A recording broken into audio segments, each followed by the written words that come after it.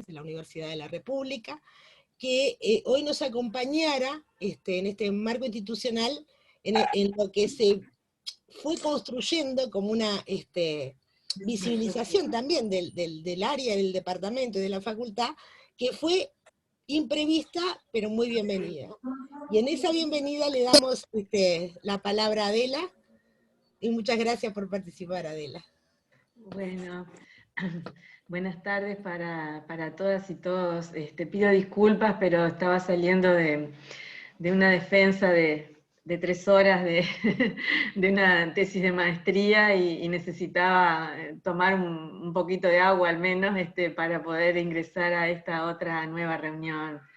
En primer lugar, saludar esta instancia, que es un mojón más de todas las actividades que desde hace muchos años desarrolla el área de vejez y trabajo social del Departamento de Trabajo Social. Punto, porque no son y media, van a ser. Perdón. Vení, ojalá. No, hay algunos micrófonos. A ver, que hay micrófonos abiertos, sí, sí, sí.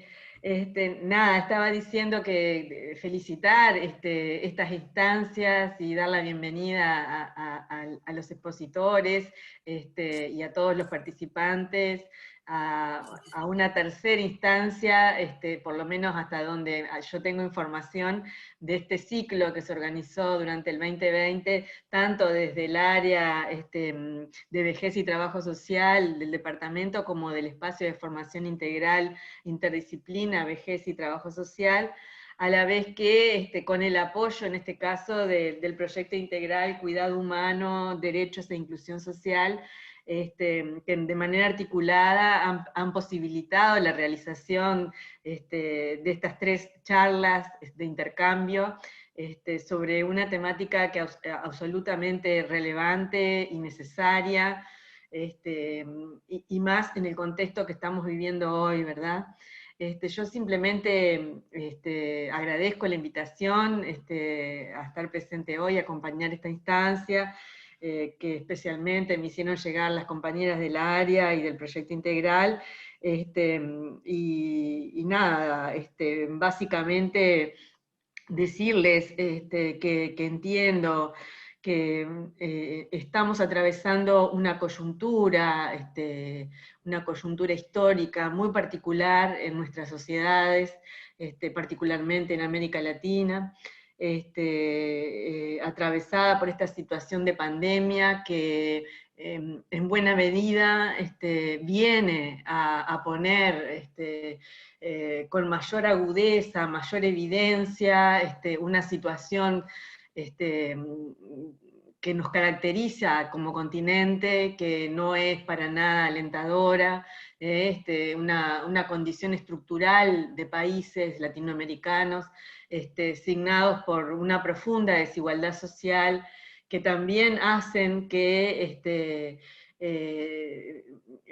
los distintos grupos etarios, y en particular las personas más viejas, y quienes estamos transitando estos procesos de envejecimiento día a día, padezcamos de manera distinta las circunstancias que esta coyuntura nos coloca, ¿verdad? Es decir, sin duda, como ustedes siempre acostumbran a enseñarnos, hablamos de vejeces, ¿verdad? Es decir, porque son muchísimas las formas de transitar por esta etapa de la vida, por este proceso de envejecimiento, además, que transitamos desde el día en que nacemos, ¿verdad?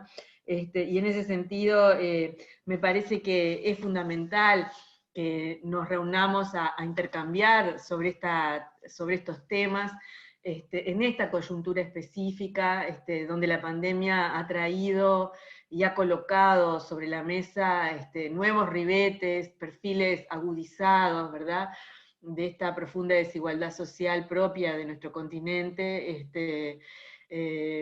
y colocado también hasta qué punto nuestras sociedades siguen desconociendo los requerimientos y las necesidades de las personas más viejas, ¿verdad?, de nuestra sociedad.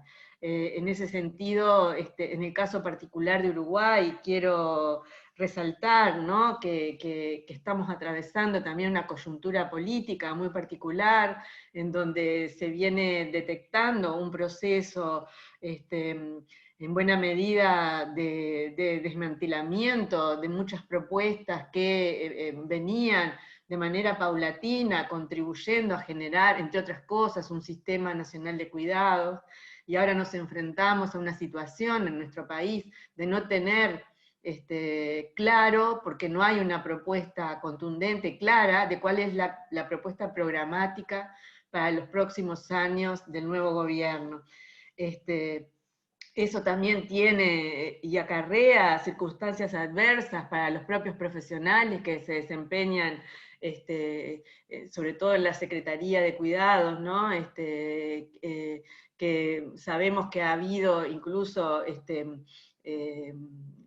profesionales que han dejado de trabajar allí, ¿no? Por decisiones gubernamentales, y bueno, y en definitiva, cómo esto nos afecta también como trabajadores, en un contexto adverso, si es que los ha habido, ¿no? Es en el que estamos ahora, donde todos y todas como personas que vivimos de nuestro trabajo, estamos atravesados por esta enorme incertidumbre que hoy afecta a nuestra sociedad.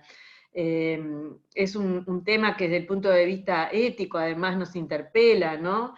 Y nos convoca a profundizar en las diferentes expresiones que adquiere en esta circunstancia tanto la pandemia como a su vez como esta y la coyuntura social, política y económica que atravesamos, cómo afectan todos estos procesos a las personas mayores en particular, pero a toda nuestra sociedad en general, ¿verdad?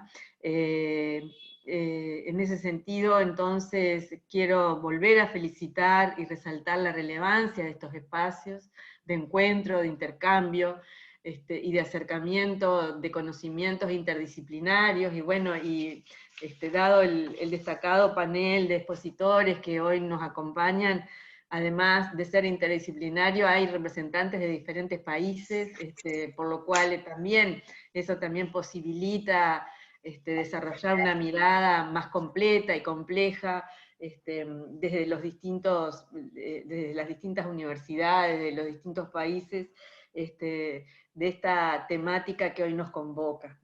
Así que, nada, brevemente agradecer a todas y todos ustedes la presencia y el interés, y en especial a las compañeras del área de vejez y trabajo social, por este esfuerzo que vienen desarrollando desde hace tantos años, por poner en el tapete, en la discusión pública, en la discusión académica, todo lo que atañe a los procesos de envejecimiento de nuestras poblaciones y de las personas en particular, y a las características y necesidades colectivas que tienen que ser abordadas colectivamente de las personas de mayor edad en nuestra sociedad.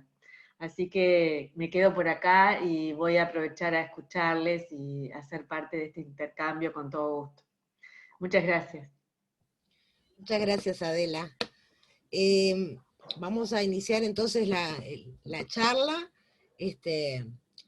Vamos a seguir el orden que está en el afiche y le vamos a pedir a la maestra Graciela Casas que sea ella quien inicie la exposición. Todas y todos, o la mayoría de nosotros conocemos a la maestra Graciela Casas, docente de la UNAM, experta en temas gerontológicos y una querida colega. Así que, si fuera a presentarla con todas muchísimas gracias. Tendríamos toda la charla solo dedicada a eso. Así que, simplemente, Graciela. No, muchas gracias, muchas gracias.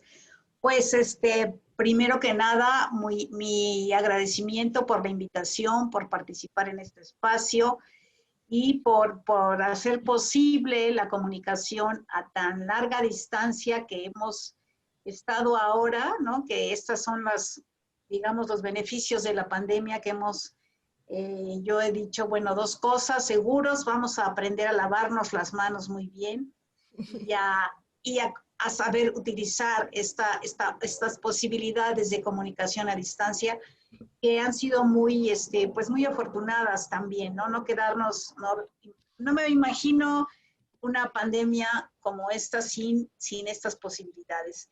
Y pues muchísimas gracias también por la invitación, Sandra, a Teresa Dornel, también, pues Adela Claramunt, muchísimas gracias. Y un gusto pues también compartir con los colegas, Jorge, un gusto verte también por acá, Alberto, Ricardo, en fin, y todos los que ya nos hemos encontrado. Voy tengo una especie de acordeón, porque si no me tomo demasiado amplio el micrófono.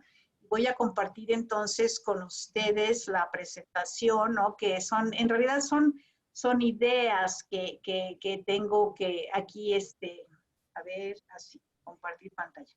Sí, de lo que quiero platicar, porque eso me permite con mi presentación, pues ser más puntual en lo que quiero compartir, en las reflexiones que quiero hacer con ustedes. Entonces, si me permiten.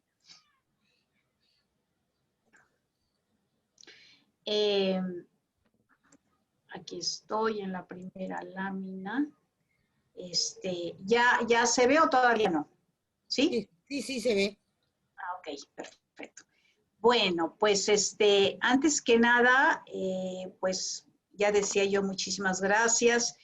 ¿Y qué puedo decir de esta pues temática donde pues todo el tiempo estamos hablando de este tema? Déjenme decirles que voy a empezar por esta parte, pero que también me ha ayudado a tener más reflexiones. Soy convaleciente de COVID ahora, es el segundo día que me incorporo a las actividades, estuve enferma y la libré muy bien por fortuna, pero pues evidentemente las circunstancias obligan también a decir, a ver, ¿qué más? ¿Qué no he considerado y qué debería estar considerando en este momento? Entonces, pues lo primero que tengo que compartir con ustedes, que quisiera compartir, es esto de que la pandemia nos desnudó, ¿sí?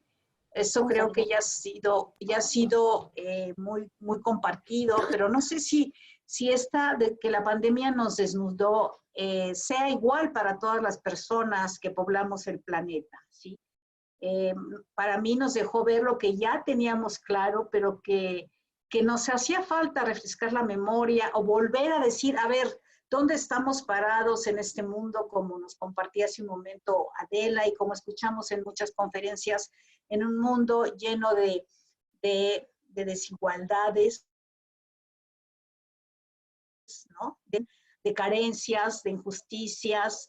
En el caso de México, y seguramente compartiremos con muchas deficiencias en el sistema de salud, de muchas problemáticas compartidas en todos los sentidos, ¿no? De la falta de empleo, de hacinamiento, de violencia, de conciencia, tal vez de solidaridad. Y yo diría que esto, volver a replantearnos si donde estamos parados hoy en el mundo, todos, ¿no?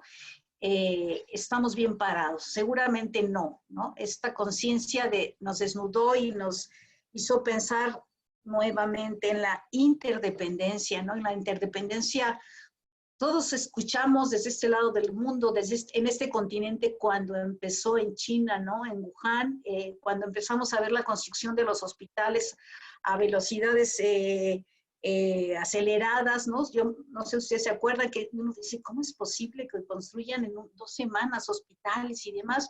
Y sabíamos que iba a llegar, ¿no? O sea, esa interdependencia que nos hace tener con otras latitudes tan lejanas, cosa que eso no ha pasado de manera tan contundente en las pandemias que, pues, que se han vivido en otras épocas, ¿no? En el mundo, esta interconexión, esta independencia,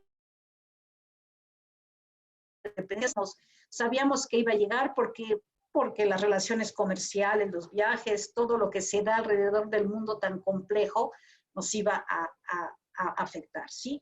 Y por supuesto que desde las ciencias sociales lo teníamos claro, creo que estamos obligados a estar siempre en esa conciencia pero quién sabe hasta dónde toda la población, ¿no? Y especialmente, pues las personas mayores podían estar hablando de esta circunstancia, podrían tener claro en esta convivencia, ¿sí? Y ante esto yo me pregunto si podemos pensar, ¿qué vamos a hacer después de la pandemia? ¿Solo para los viejos y las viejas? O sea, tendremos que reflexionar qué va a pasar solamente con este grupo de edad, y evidentemente yo diría que no, ¿sí?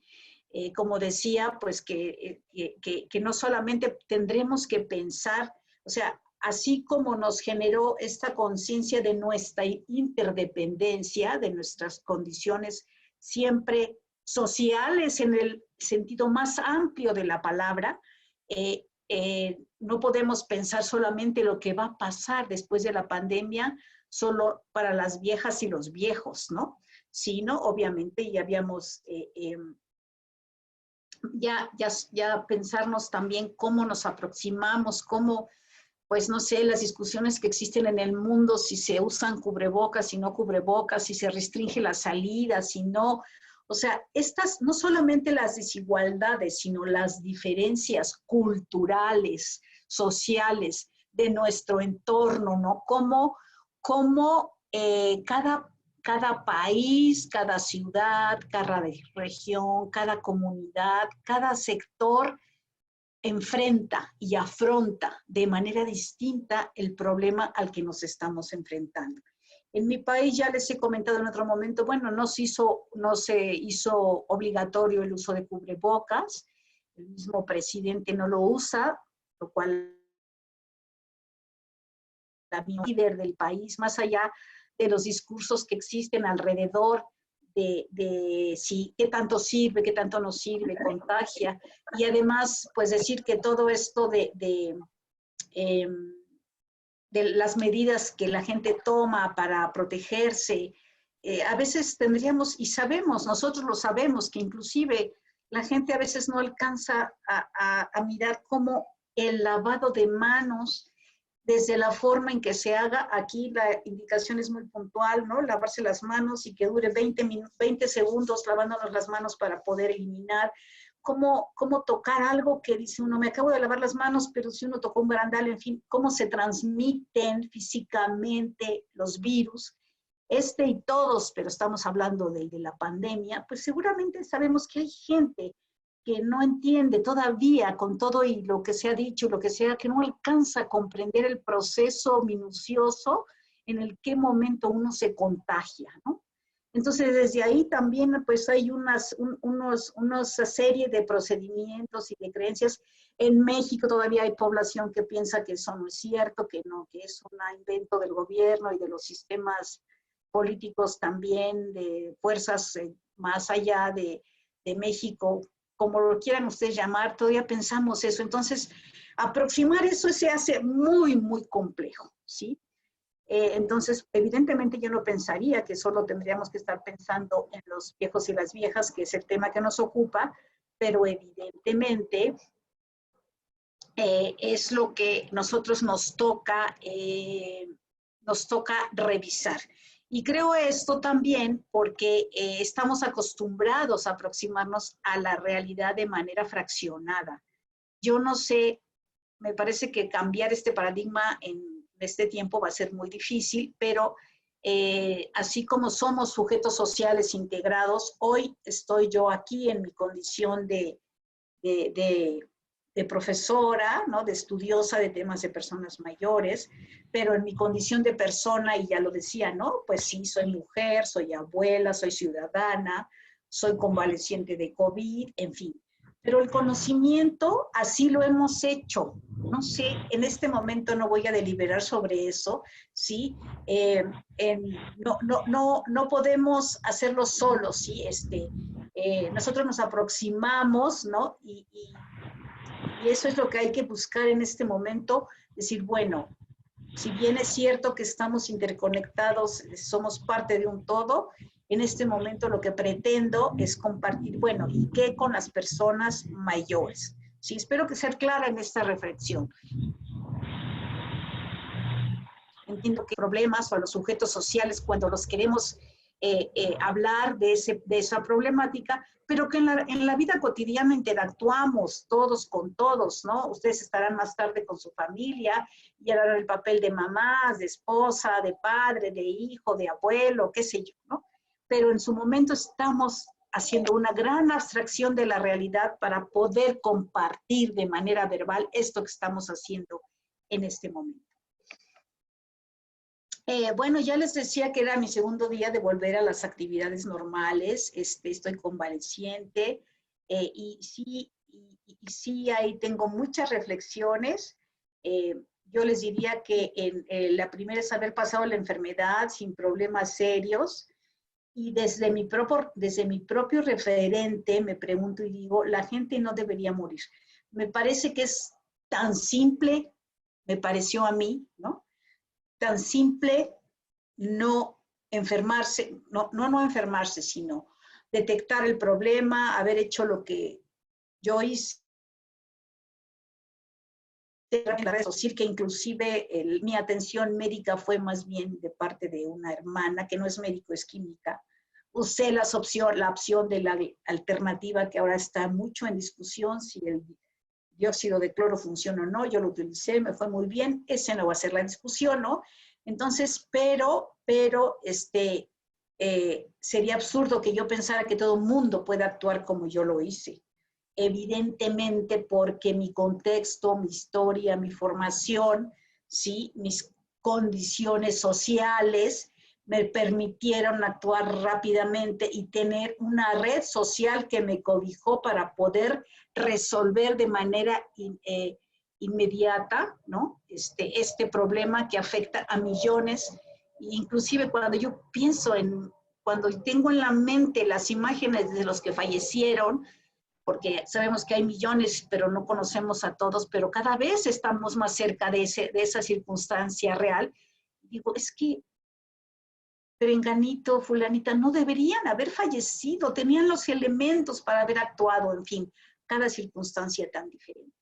Pero ¿qué va a pasar, no? En lo inmediato, que en lo inmediato es ya este año 2021, ya estamos a unos cuantos días de terminar ¿qué va a pasar? Cuando llevamos 3 meses, ¿no? De la pandemia y que después íbamos a volver tal vez al trabajo 3 meses después. Ahora hemos estado casi 9 meses fuera de los lugares laborales y lejos y en una dinámica distinta. ¿Y qué sigue, no? Entonces, creo que las principales consecuencias están en salud. Y lo primero que voy a plantear, algo que no es del ámbito estricto de mi competencia de lo social, pero ¿y de verdad nos curamos? Es decir, en la medida en que yo he compartido esto con otras personas que han estado enfermos, yo diría, y que platicamos, ¿no? Porque ayer platicaba con un colega también que estuvo enfermo y cómo nos sentimos, y pues hablábamos de inclusive mi médico familiar también me compartía eso, en fin. Pero, ¿cómo vamos a seguir? Todavía no conocemos las secuelas, si es que existieran o no, habrá secuelas. Eso,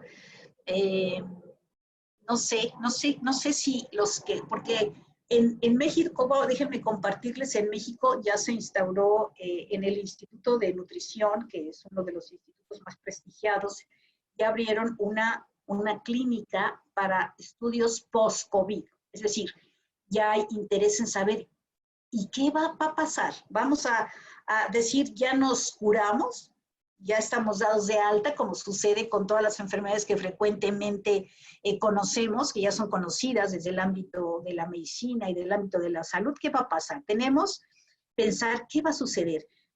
Habrá otros factores de riesgo que hacen más grave la enfermedad. ¿Qué nos queda a quienes sobrevivimos? Ya no vamos a pensar en los que fallecieron, y digo, no vamos a pensar en el sentido no del impacto social que eso implica, pero los que sobrevivimos COVID, ¿qué sigue? Ya podemos decir que somos inmunes, ¿no? Eso todavía no está totalmente claro. Entonces, ahí hay mucho de lo que todavía tendremos que hacer y cómo, en ese sentido, atender a las personas mayores ¿no? Que ya se reconocen el clásico tema de diabetes, de hipertensión y otros aspectos, esto va a generar mayor problemática, o vamos a mantenerlo como hasta ahora lo hemos conocido. En salud, bueno, me parece que el enfoque preventivo de salud todavía es lo inmediato, es lo que sigue en este momento. Yo no sé, en sus países, no tengo el referente, pero estamos iniciando la aplicación de las vacunas en el mundo, por lo menos en México.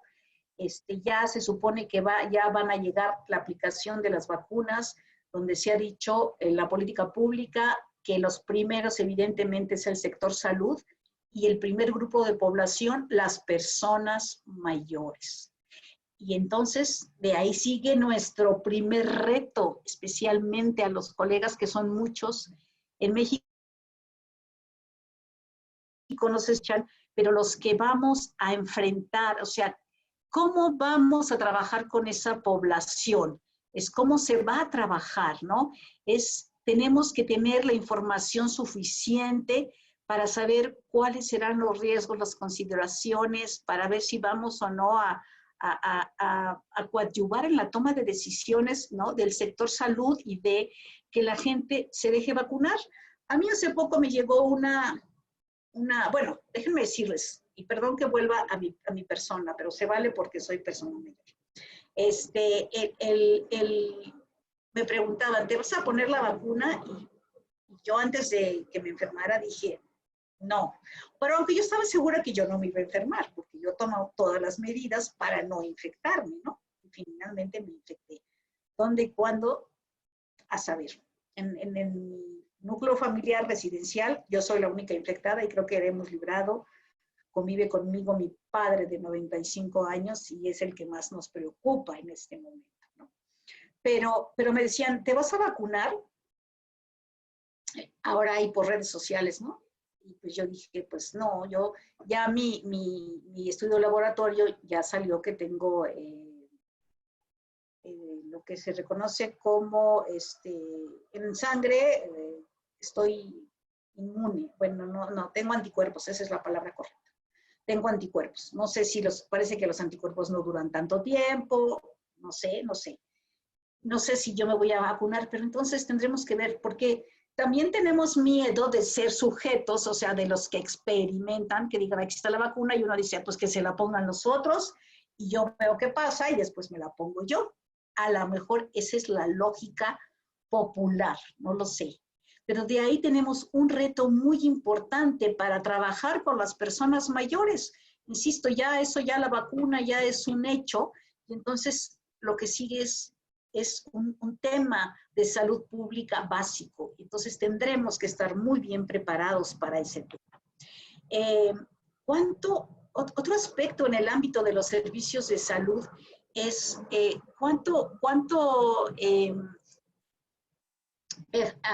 no puse afecto, pero efecto,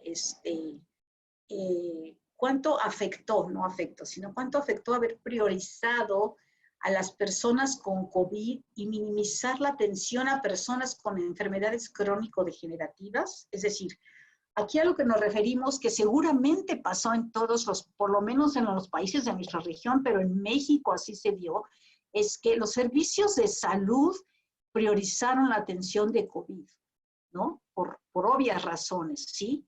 Pero lo que sí no dejaron de lado es atender a las personas mayores en sus tratamientos cotidianos, en las enfermedades crónicas y enfermedades o sistemas de control que necesitan estar, si ya de por sí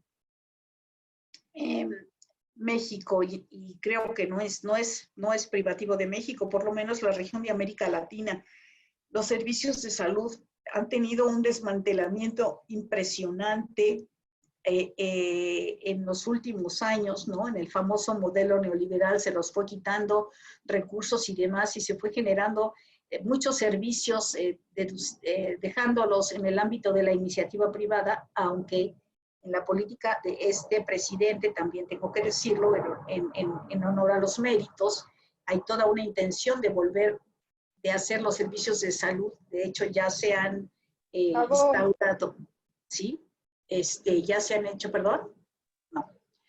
Ya se han regresado bueno, no regresado, se pretende que los servicios realmente respeten el artículo 4 de nuestra Constitución, que es el derecho a la salud.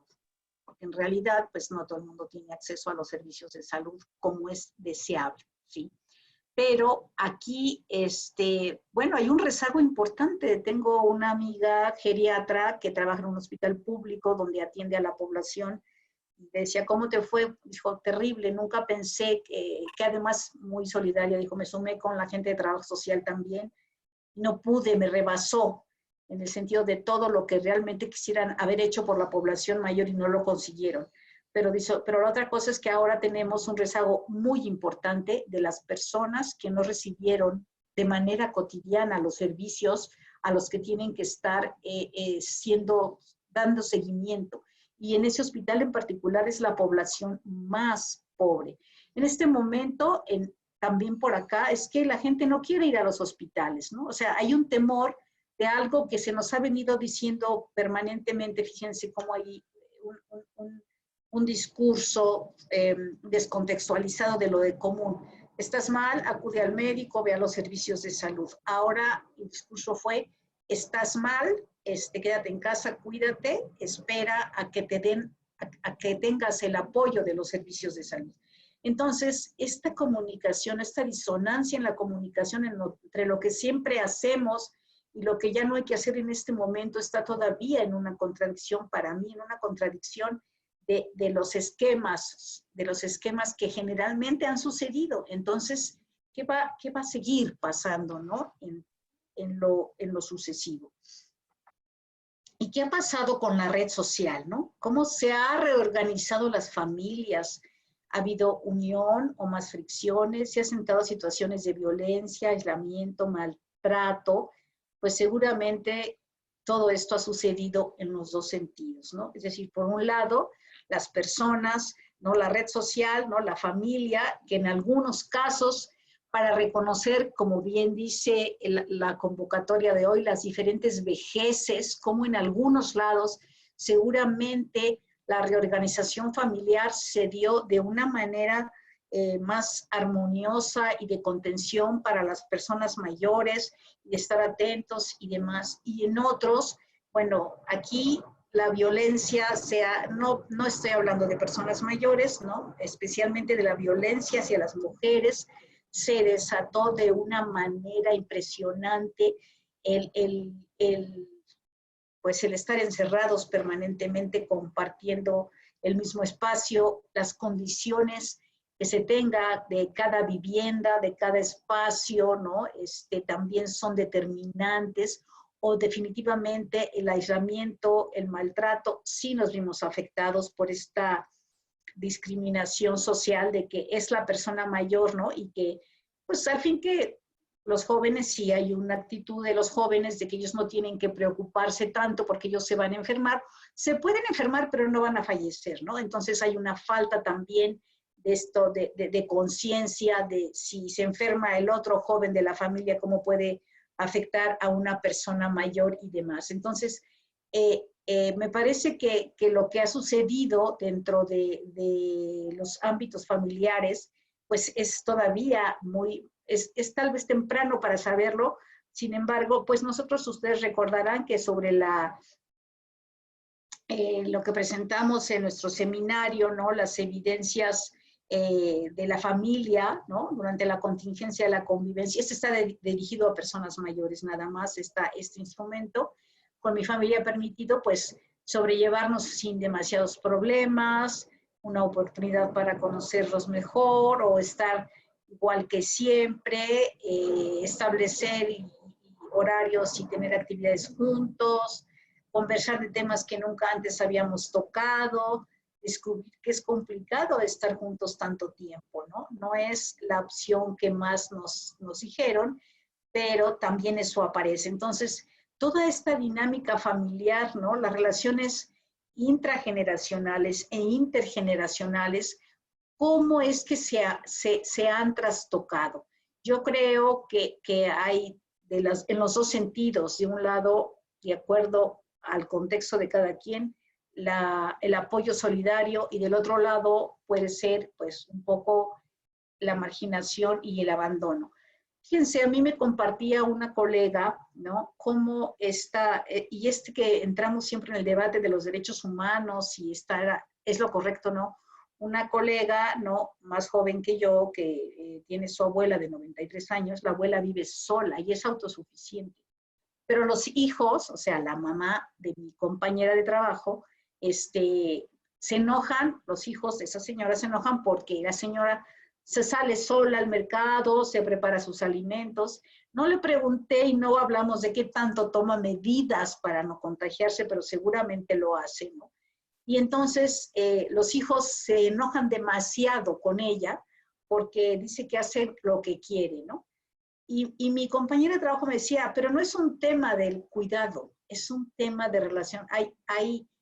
Hay rencores atravesados, no es el tema de que se va a exponer a la pandemia, sino es un poco, tal vez como de rencor de los hijos por otras circunstancias, en el que lo que quieren es un poco someter a la mamá, ¿no? Entonces, todos estos aspectos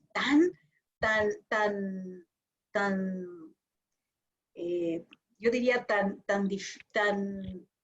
de cada familia, ¿no? Tan de cada cotidianidad, que sí sabemos, en fin, de cómo se dan las circunstancias en los contextos, ¿no? En México, por lo menos en la ciudad, bueno, en México, el país que seguramente compartimos todos en América Latina, son tan diversos, así como decíamos que hay diferentes vejeces, hay diferentes Méxicos, ¿no? Hay muchos contextos. Las zonas del sur son más pobres que las zonas del norte, la cultura, los principios, los recursos, la educación es totalmente diferente, ¿no? Entonces, la diversidad de esto que vamos a encontrar. Y obviamente, pues, la condición socioeconómica es inevitable, es no pensar que no va a haber un impacto, por supuesto. Eso ya, desde ya se va a agudizar seguramente la desigualdad social, donde sabemos que las personas mayores se verán mucho más afectadas, pues, por la merma de sus propios ingresos y el de sus familias, y van a estar, pues, como siempre, o más aún, al final de la lista de las opciones de empleo. Eso no lo podemos negar seguramente, pues así se va a presentar. Eso ya será una condición inmediata, y por ello, pues, la importancia también de que en las políticas públicas, pues, las personas trabajemos para que las personas mayores estén mejor atendidas, ¿no? También ya les compartí en una ocasión, en México el gobierno actual inició con una política pública de pensión no contributiva para todas las personas mayores, lo cual sí creo que hace la diferencia, aunque el monto no es muy grande, sí hace la diferencia, ¿no? Y ha habido programas de apoyo muy puntual, o inclusive, pues, en la Ciudad de México, a las personas que se enferman de COVID y que fueron detectadas en los servicios públicos, les hacen llegar vales de despensa, en fin. Pero finalmente todas serán medidas, pues sí, un tanto paliativas, porque no va a haber una medida, como no sea la que sí se hizo al principio de la pensión no contributiva, pero eso no tuvo nada que ver con la pandemia, eso se dio por una conciencia de la política pública actual, medidas excepcionales, ¿no? También les adelantaron su dinero, pero el que adelanten, vamos, otra vez pensando, seguramente no teníamos claro cuánto iba a durar este problema, ¿sí? Y pues de lo último que voy a nombrar, pues este tema de las políticas públicas, ¿no? Tendrán que, no, permítanme tantito, sí. Bueno, me voy a saltar y luego me regreso de las políticas públicas. El tema de los cuidados, ¿no? Que ya también sabemos que esto ha desvelado una carencia muy importante, ya también lo señalaban, ¿no? Como Uruguay, que era de presumir, ¿no? un país con pues una visión muy avanzada, ¿no? Para las políticas públicas y que ahora estén discutiendo o estar en tela de juicio si se va a continuar con las políticas de cuidado o no, esto seguirá siendo indispensable, ¿no?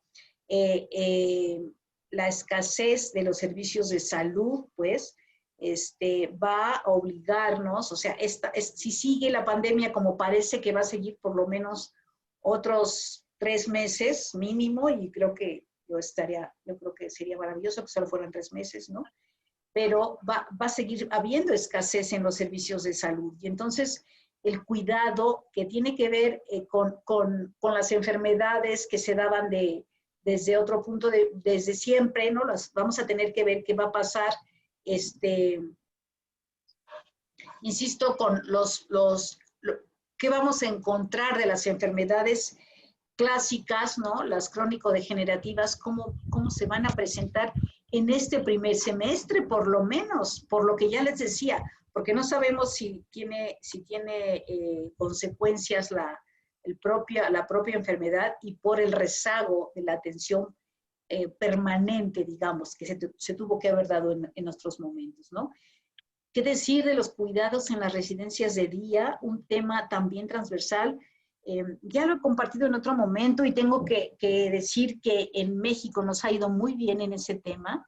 Por lo menos la mortalidad en los espacios de residencias ha sido mínima, realmente, inclusive la instancia encargada de personas mayores, las residencias que tiene pocas, en función de los mayores que son pocas, pero no ha habido decesos, eso lo han cuidado muchísimo, y me parece que aquí en nuestro país hubo 2 circunstancias muy importantes que sí se dieron de manera exitosa. No saturar los servicios de salud, eso no quiere decir que el control de la enfermedad fuera de los servicios de salud haya sido exitoso, pero no saturaron los servicios, que era un temor muy grande por lo que se vio, por lo menos lo que nos llegó desde España y de Europa, ¿no? Antes de que estuviera en México, y las residencias para mayores. Las residencias para mayores fueron fueron cuidadas, pero también compartí en otro momento cómo las colegas, que tengo varias colegas que trabajan ahí, se vieron ante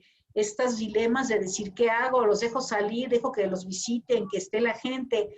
Una, me acuerdo, me decía, es que yo sé que estoy violentando sus derechos humanos, pero no puedo permitir que los vengan a visitar porque nos va a llegar el contagio. ¿Y qué hago ante esa circunstancia, ¿no?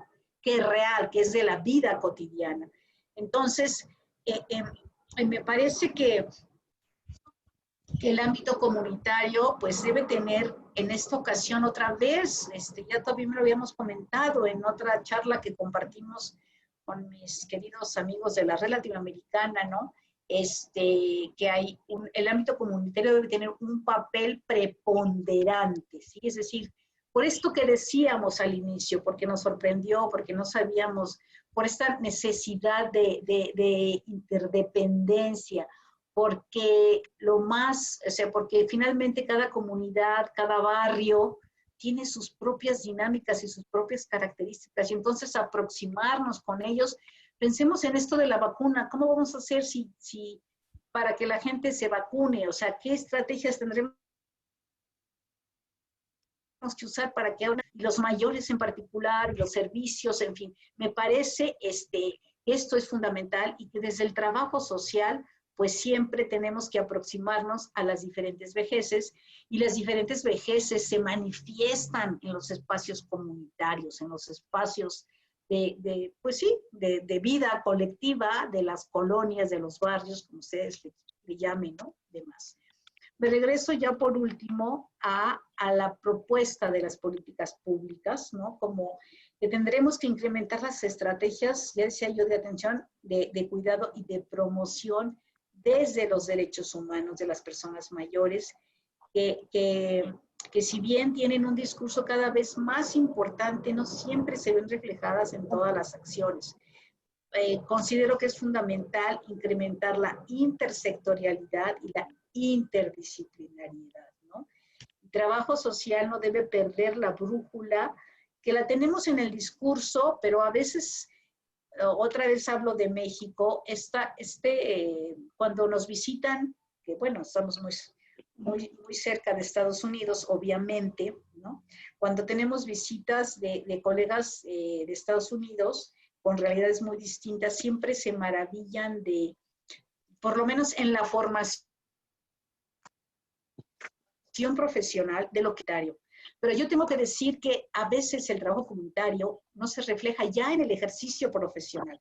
En la formación de los estudiantes tenemos muchas prácticas donde los jóvenes van a las comunidades y se comprometen y están ahí y hacen muy buen trabajo de redes, de apoyo, de trabajo interinstitucional, pero no siempre, no se logra reflejar en el trabajo, ya en el trabajo profesional. Claro, eso tiene que ver también, pues, cómo se instaura la política pública desde las instituciones, porque resulta a veces, por lo menos en el sistema de salud, que es el caso que es la puerta de entrada a la problemática que estamos teniendo hoy, que no es la única que tiene que participar, pero que es la puerta de entrada, pues están preocupados de estar atendiendo los problemas que se dan dentro de los servicios de salud.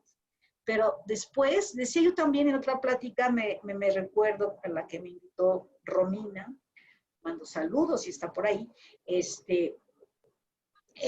cómo el sector salud no se vislumbró, o sea, más allá de los sistemas de salud, ¿no? Y en el mejor de los casos, pues los sistemas de salud sociosanitarios, sociocomunitarios, que sabemos que en el continente el único que lo hace muy bien es Cuba, ¿no? Entonces, de ahí en más, pues está muy centralizado todavía en el tema de la atención, de la rehabilitación, pero no de la promoción. Todo lo social que desborda, ¿no? Afuera de la institución, imagínense, me puedo imaginar que es un recipiente de agua y entonces el problema está cayendo y cuando está al tope se inunda lo que está afuera, ¿no? Que es realmente lo que nos está pasando en este tema de COVID para todas las edades, pero pues obviamente de manera particular con las personas mayores, porque eso sí sigue siendo el primer lugar del grupo de mayor mortalidad, de mayor afectación en todo el mundo. Eso es incuestionable. Entonces, pues yo pues hasta aquí me quedaría con la presentación. Agradezco muchísimo el tiempo y pues no sé si me tomé demasiado porque luego eso me pasa, pero muchísimas gracias por haberme dado el espacio. Muchas gracias, Graciela.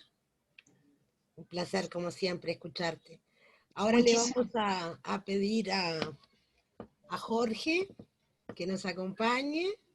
Jorge Paola es magíster en política social, asistente social, docente universitario de la UBA, director de la maestría de gestión en servicios de gerontología de la Universidad y Salud, profesor de muchas y muchos de nosotros. Un placer y una alegría contar contigo en esta instancia, Jorge, que sabes todo lo que te queremos desde Uruguay.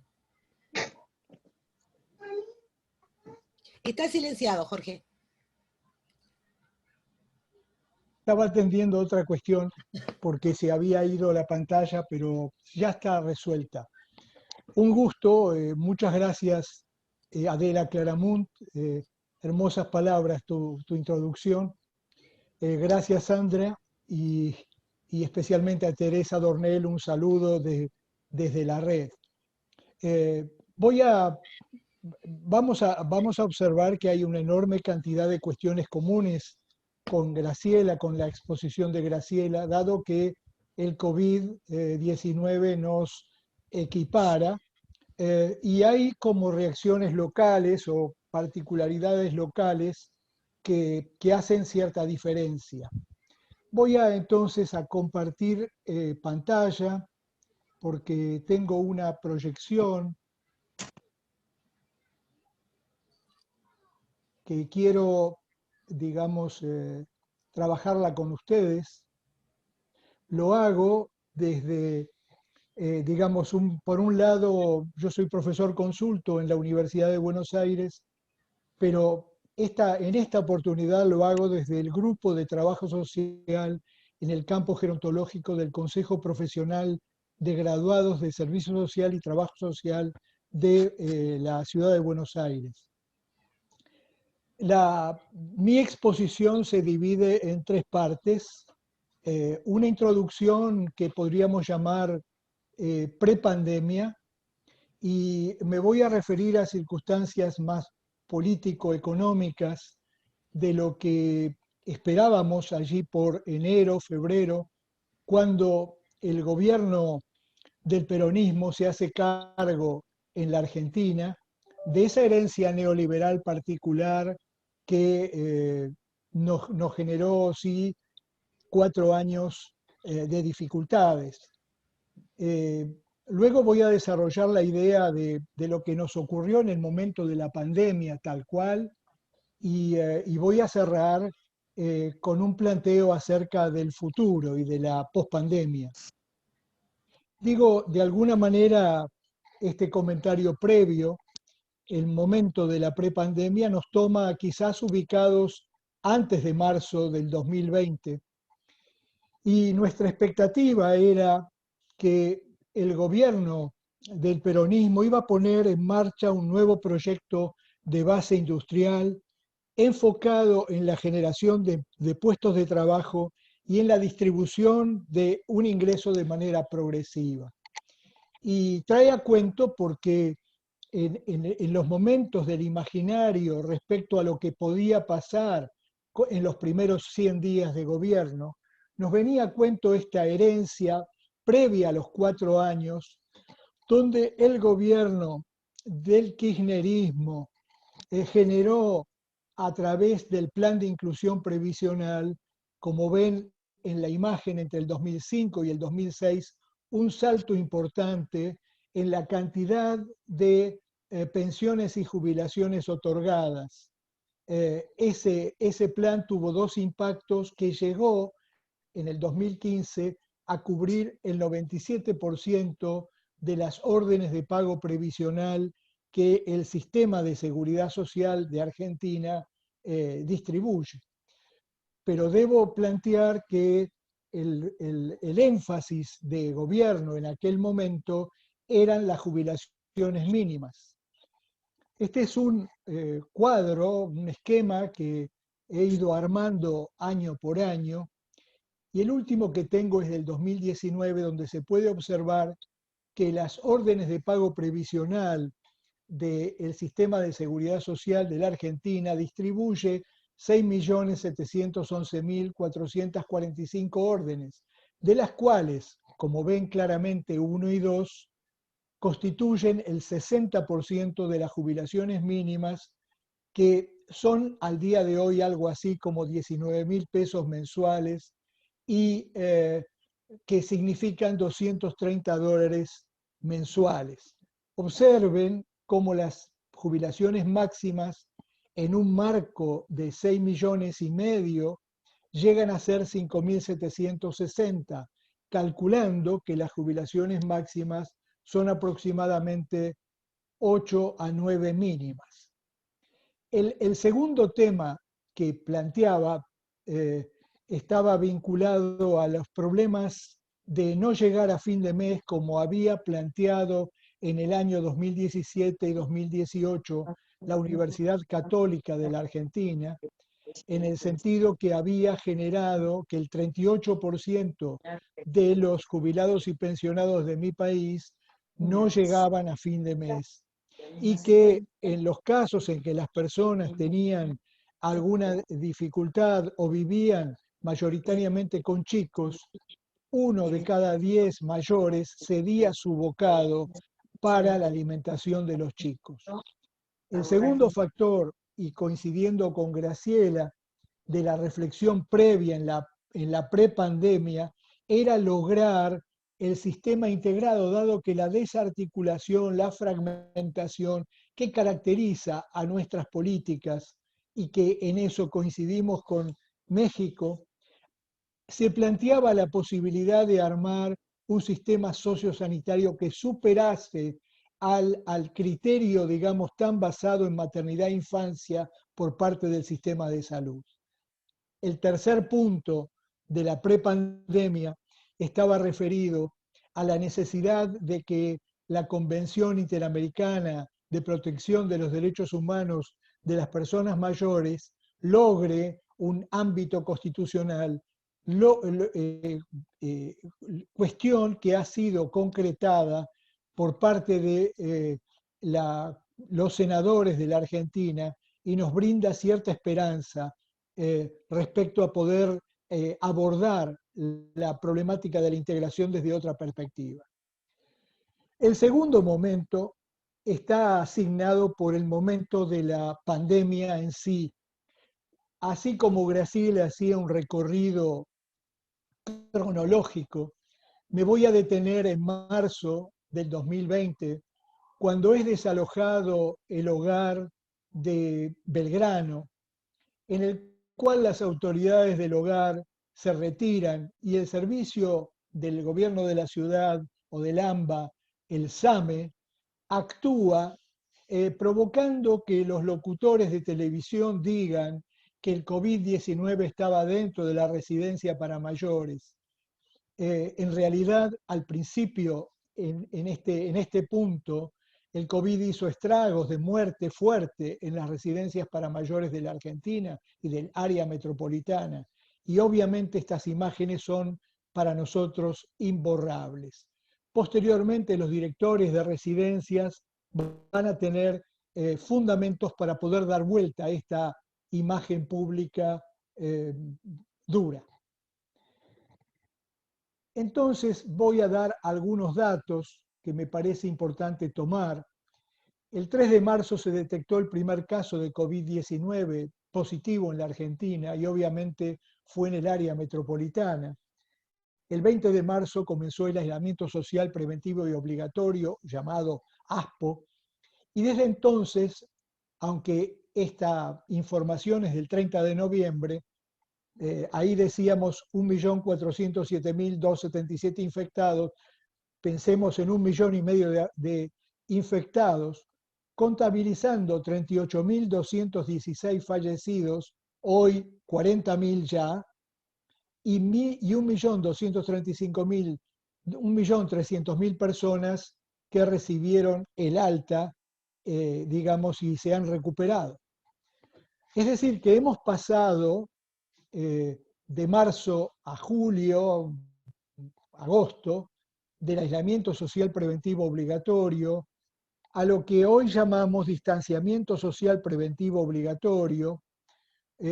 Digamos, esa primera parte del aislamiento fue exitosa en el sentido que los datos no eran los que hoy contamos, eran mucho mejores, y el distanciamiento social preventivo hace mucha fuerza en la sociedad, en la responsabilidad personal, individual de la sociedad civil. No hay duda, la pandemia puso en foco como nunca antes a las personas mayores de nuestro país, protagonistas involuntarias de esta crisis inédita.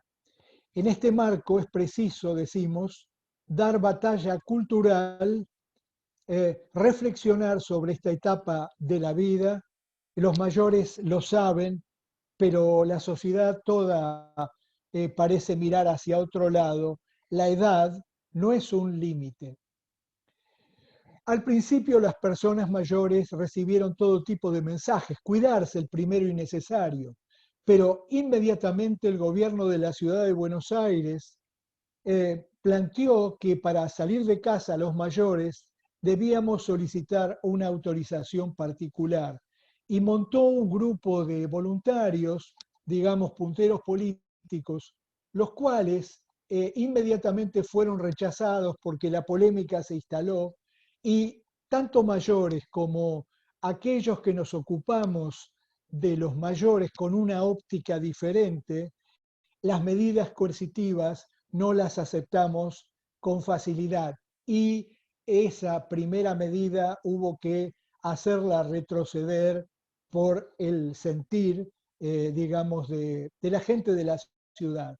No hay duda que el COVID-19 nos encerró y nos genera este tipo de cuestiones que obviamente, como dije previamente, afectan fuertemente a los mayores.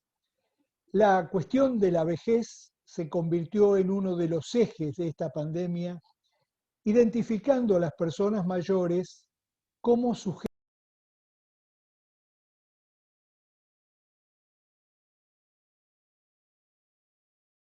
Perdón, Jorge, quedaste silenciado.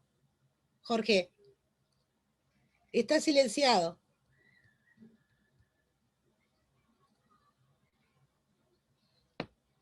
Que estas cosas, y vuelvo, ¿no? Disculpen, pero los sistemas tienen estas cuestiones también.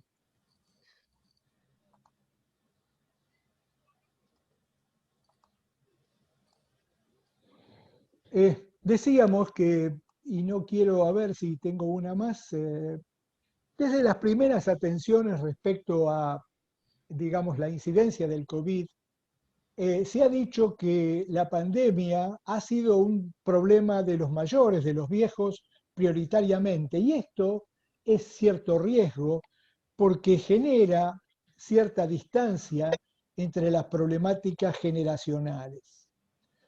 Por otro lado, se ha puesto en evidencia en este tiempo la fuerte manipulación de los medios hegemónicos de información, quienes plantean distracciones o concentran cuestiones en las economías de nuestros países y cuando los problemas económicos son abordados, sus intenciones pasan por los déficits, etcétera, etcétera.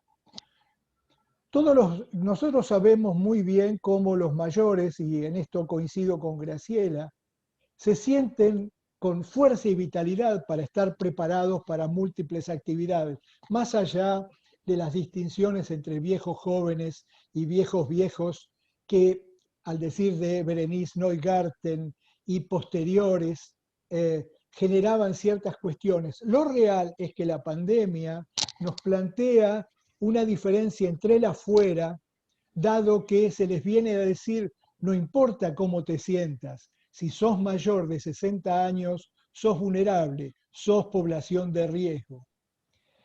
Obviamente, el impacto de la pandemia en los mayores es particular en el sentido que la tasa de mortalidad en la Argentina y en el mundo en particular es cerca del 15% para los mayores de 80, pero para los menores de 10 es casi el 0%.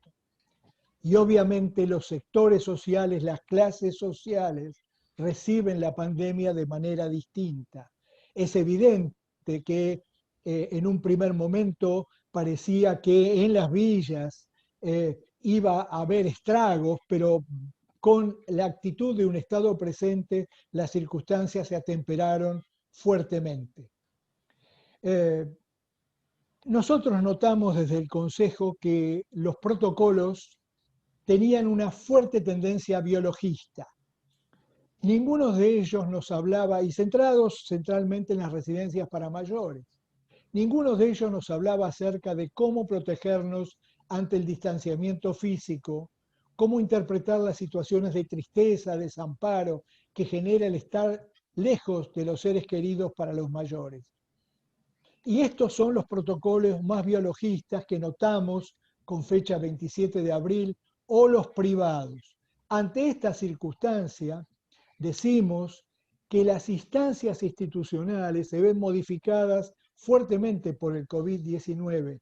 Las instituciones que atienden a los mayores son organizaciones sociosanitarias y no tienen o no deben tener una perspectiva meramente sanitaria.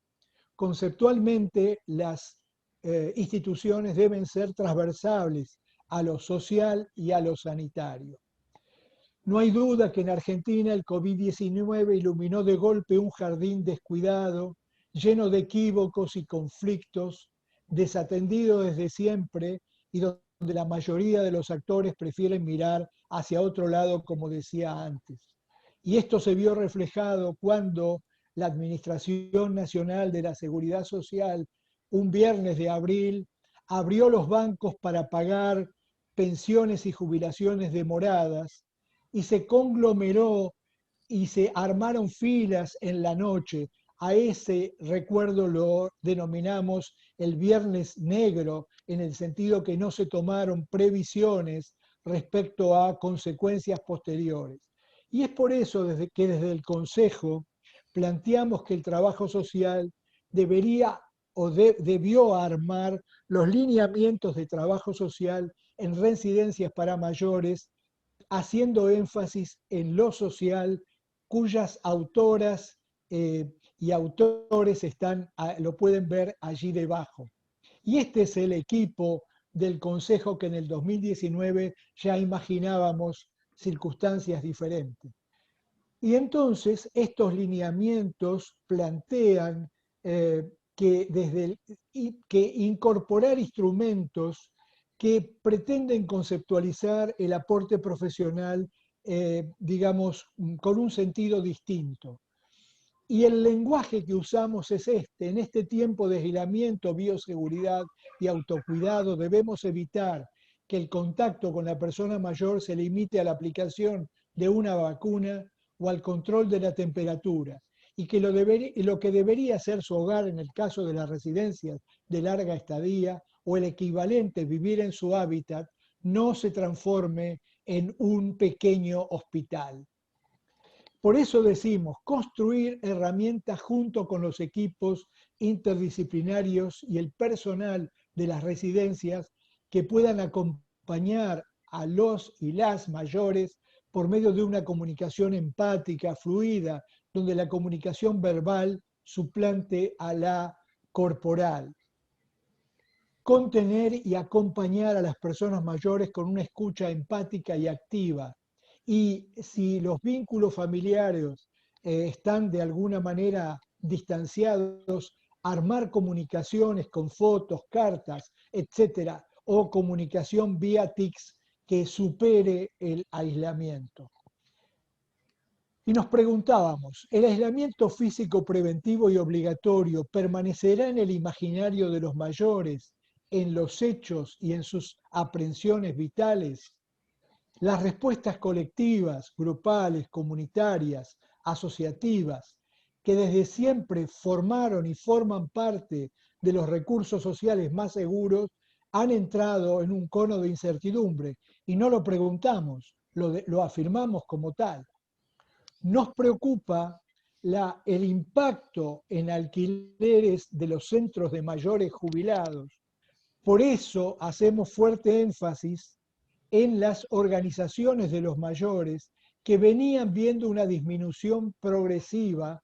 Como ven en el esquema, en el año 2010 teníamos que más del 15% de los mayores contabilizados con más de 5 millones de personas, es decir, cerca de 800.000 personas en los centros de jubilados, mientras que en el año 2019 la reducción a la concurrencia bajó a la mitad, es decir, hoy contamos con menos de 400.000. Y el COVID-19 ha afectado fuertemente esa cifra. Desde las facultades sociales se armaron en este tiempo cuestionarios, encuestas, que Romina Manes y el equipo del Centro de Estudios de Ciudad planteó respecto a cuáles son las principales manifestaciones del impacto del ASPO en los mayores. Y obviamente en las respuestas negativas, el 80% hace referencia al distanciamiento de los seres queridos, al desmejoramiento en la calidad del sueño, en los sentimientos de soledad, angustia, ansiedad y miedo. Y yo creo que esto es común en nuestros países, pero del otro lado observan que hay un porcentaje menor, obviamente, que responde que las cosas no eran tan malas como referían y algunos creen que han mejorado sus circunstancias. Lo que no hay duda es que mejoró la calidad de alimentación en un 18% respecto a la pérdida de calidad de un 14%. No hay duda que estas consultas se efectúan sobre un público también particular. Imaginen algo así como 7 mujeres por cada 3 hombres, y muy particular en el sentido que sus ingresos pueden superar lo básico, lo mínimo que yo refería antes. También en la ciudad de La Plata, a través de HelpAge, se han efectuado consultas que dan circunstancias similares a las apuntadas por estas encuestas de las facultades sociales. Y no hay duda, los TICs para la población de acceso a ellos genera que pudo resolver sus actividades cotidianas mediante el uso de tecnología, etcétera, que, como dice Graciela, está para quedarse. Pero vayamos entonces para el momento de la pospandemia, en el sentido que las pandemias se cierran desde el punto de vista biológico cuando cae el porcentaje estrepitosamente de infectados, pero también cae cuando las personas dejan de tener miedo a la pandemia y hay hechos aglomerados, fiestas, etcétera, que comienzan a aflorar, circunstancias que estamos viviendo desde octubre, noviembre a esta parte. Tal cual apuntaba Graciela, aparecen los temores, como ven, desde la derecha aparece el temor a la vacuna rusa, planteando que vaya a saber lo que nos van a aplicar, etcétera, cuando es evidente que la vacuna rusa va a ser una de las primeras a aplicarse en la promesa de las autoridades entre enero y febrero. Pero no hay duda que la vacuna genera un antes y después y marca a la pospandemia. Nosotros desde lo social planteamos que ya es tiempo de una sociedad para todas las edades, en el sentido de que esta circunstancia que comienza a aparecer con tinte desde la perspectiva de lo que de alguna manera Olivia Muñoz Rojas habla desde el London School, en el sentido que la pandemia ha traído un gasto que pondera a los mayores y que por lo tanto hay un problema generacional. Harry Moody hace más de 20 años atrás advertía y Jürgen Habermas planteaba que debía haber acuerdos intergeneracionales respecto a estas diferencias. Pero parece ser que el primer mundo le interesa plantear, digamos, que los mayores son un peso particular y que hay que atender a otras edades prioritariamente. Y estas imágenes que atraviesan nuestra sensibilidad, en el sentido que los mayores hacen pesar su agradecimiento y rompen con las utopías de las diferencias generacionales. Las personas mayores lo saben, la edad no es un límite, los años no impiden soñar, ejercitarse, amar, disfrutar, tener sexo, desear. Es hora de formar parte de esta batalla cultural, porque estas imágenes, que también nos vienen del primer mundo, nos hablan del afecto y de romper con determinados clichés, prejuicios, etc. Por más que Rubén Rada mire y se asombre frente a esas imágenes.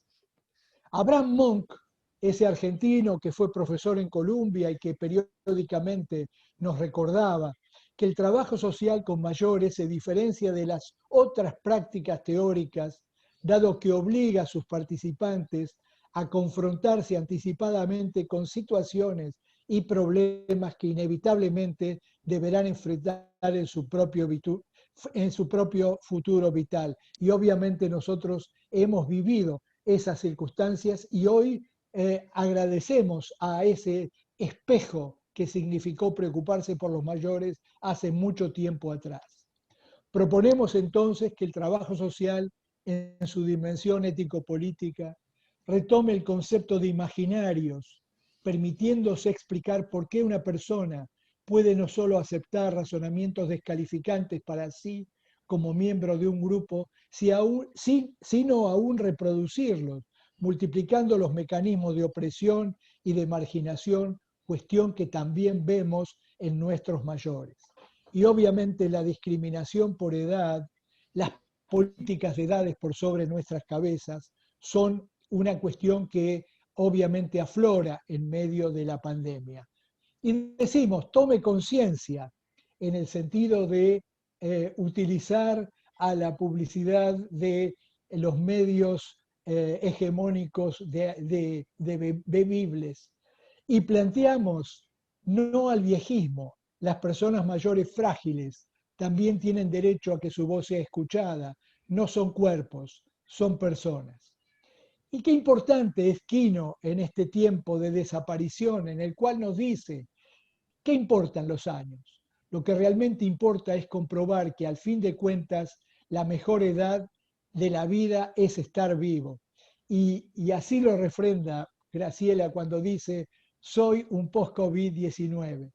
Algunas afirmaciones que a modo de cierre nos permiten sintetizar los desafíos que abre la pospandemia que comenzamos a transitar, es que el trabajo social en el campo gerontológico no solamente posee construidos sus cimientos, ha aportado conceptos, estrategias de acción y aspira a mantener y ampliar el proyecto diseñado. Y no hay duda que, digamos, nuestra Cámara de Diputados y nuestro Senado han impulsado la idea de que el índice de los salarios básicos de la industria y de la construcción, el llamado ISBIC, es superior al RIPTE que aplicó el neoliberalismo, la remuneración imponible promedio de trabajadores estables, y no hay duda que en parte comienzan a aflorar en esta pospandemia algunas respuestas de las que imaginábamos en los 100 primeros días de gobierno. Aquellos temas vinculados a decisiones sociopolíticas y económicas se encuentran reverdeciendo en la agenda sistémica. Luego de extensos debates ha prevalecido el criterio de aplicar la fórmula ISBIC en la movilidad jubilatoria. Y esperamos que esto que es una realidad hoy se vaya temperando y que haya cintura política para poder plantear frente a las recomendaciones del Fondo Monetario Internacional que los mayores tienen necesidades que no son, digamos, posibles de no tener en cuenta. No hay duda que hay que escuchar a los protocolos y a las medidas de bioseguridad más ahora que nunca, ya que, Graciela, los que saben dicen que la pandemia vino para quedarse y debemos seguramente tomar los recaudos necesarios. Decimos que hay que construir herramientas junto a equipos interdisciplinarios que puedan acompañar a los mayores con una comunicación empática y fluida, y hacer mayor hincapié en la construcción de redes de apoyo y velar por el respeto de los derechos de los mayores. Convertir el espacio del adulto mayor en un lugar más confortable, más seguro, más participativo. Destacar la importancia de sostener las comunicaciones vía telefónica o videoconferencias para complementar las visitas presenciales en los centros para adultos mayores o en las residencias en la medida de lo posible. Y decimos, para cerrar, que el desafío es producir la diferencia hoy. Y lo decimos desde el Consejo, desde lo ideológico, insistir en la generación de conciencia de edad. Es decir, nos parece que esa lucha cultural es válida y decimos que la edad no es un parámetro válido, tal cual Berenice Neugarten nos planteaba hace mucho tiempo atrás. La edad cronológica no es una medida ni para la investigación ni para la intervención. Ampliar las bases de sustentación que se posee realizando alianzas, obviamente lo que Habermas plantea respecto a la intergeneracionalidad, desde las motivaciones para participar, establecer un ideario común de lucha por los derechos, desde la estructura organizativa, trabajar en red y fortalecer la participación directa de los mayores. Bueno, gracias por su atención. Me excedí de los 20 minutos, pero aquí estamos. Muchas gracias, Jorge. Muchas gracias por tu intervención. Y ahora para cerrar esta charla le vamos a pedir a Ricardo que cierre desde Uruguay, en este caso, como locatario, cerrando lo que es esta charla y este ciclo de charlas del área de vejez y trabajo social, a la que vamos a volver sin duda bien tempranito en el 2021. Por mi parte, yo ya aprovecho para despedirme, agradecer a Zafir y a Lucía y a Yamira, que se acaba de retirar, por el acompañamiento y el trabajo arduo que han tenido todas ellas para que este ciclo y para que la Ya, bueno, eso después es causa y efecto. Igualito te va a decir, pero me molesta, no te va a querer prestar. Después no te... y bueno, entonces, para cerrar, Ricardo Alberti es gerontólogo, magíster en gerontología social, es sociólogo, es un querido compañero que siempre ha estado junto con nosotras, trabajando en los temas de vejez y envejecimiento, acompañándonos en todas nuestras peripecias, en los cursos de formación permanente, en las charlas. Ricardo, más que un aliado del área vejez y trabajo social, es casi un trabajador social emérito. Muchas gracias, Ricardo, por acompañarnos siempre. Gracias a ti, Sandra. Es un placer verdaderamente, y creo que es al revés de lo que dice Sandra. Para mí realmente es un placer. Yo le he comentado la otra vez a Sandra y a Teresa que es el vínculo con la universidad pública, aquella que también me dio mi formación. Primero que nada, bueno, también agradecer a la doctora Adela Claramunt y también por esta oportunidad, por la introducción que hizo el Uruguay.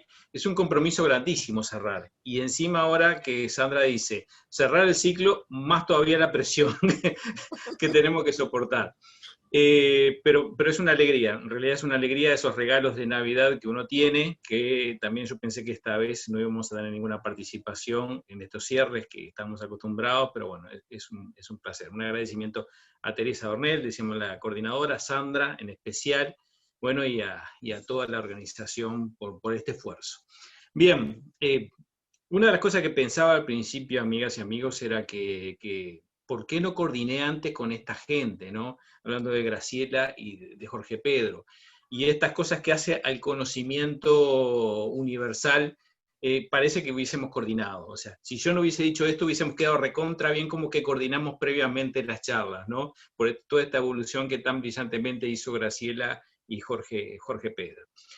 Bien, yo ahora voy a compartir la pantalla, no sé si tengo la oportunidad. Creo que sí.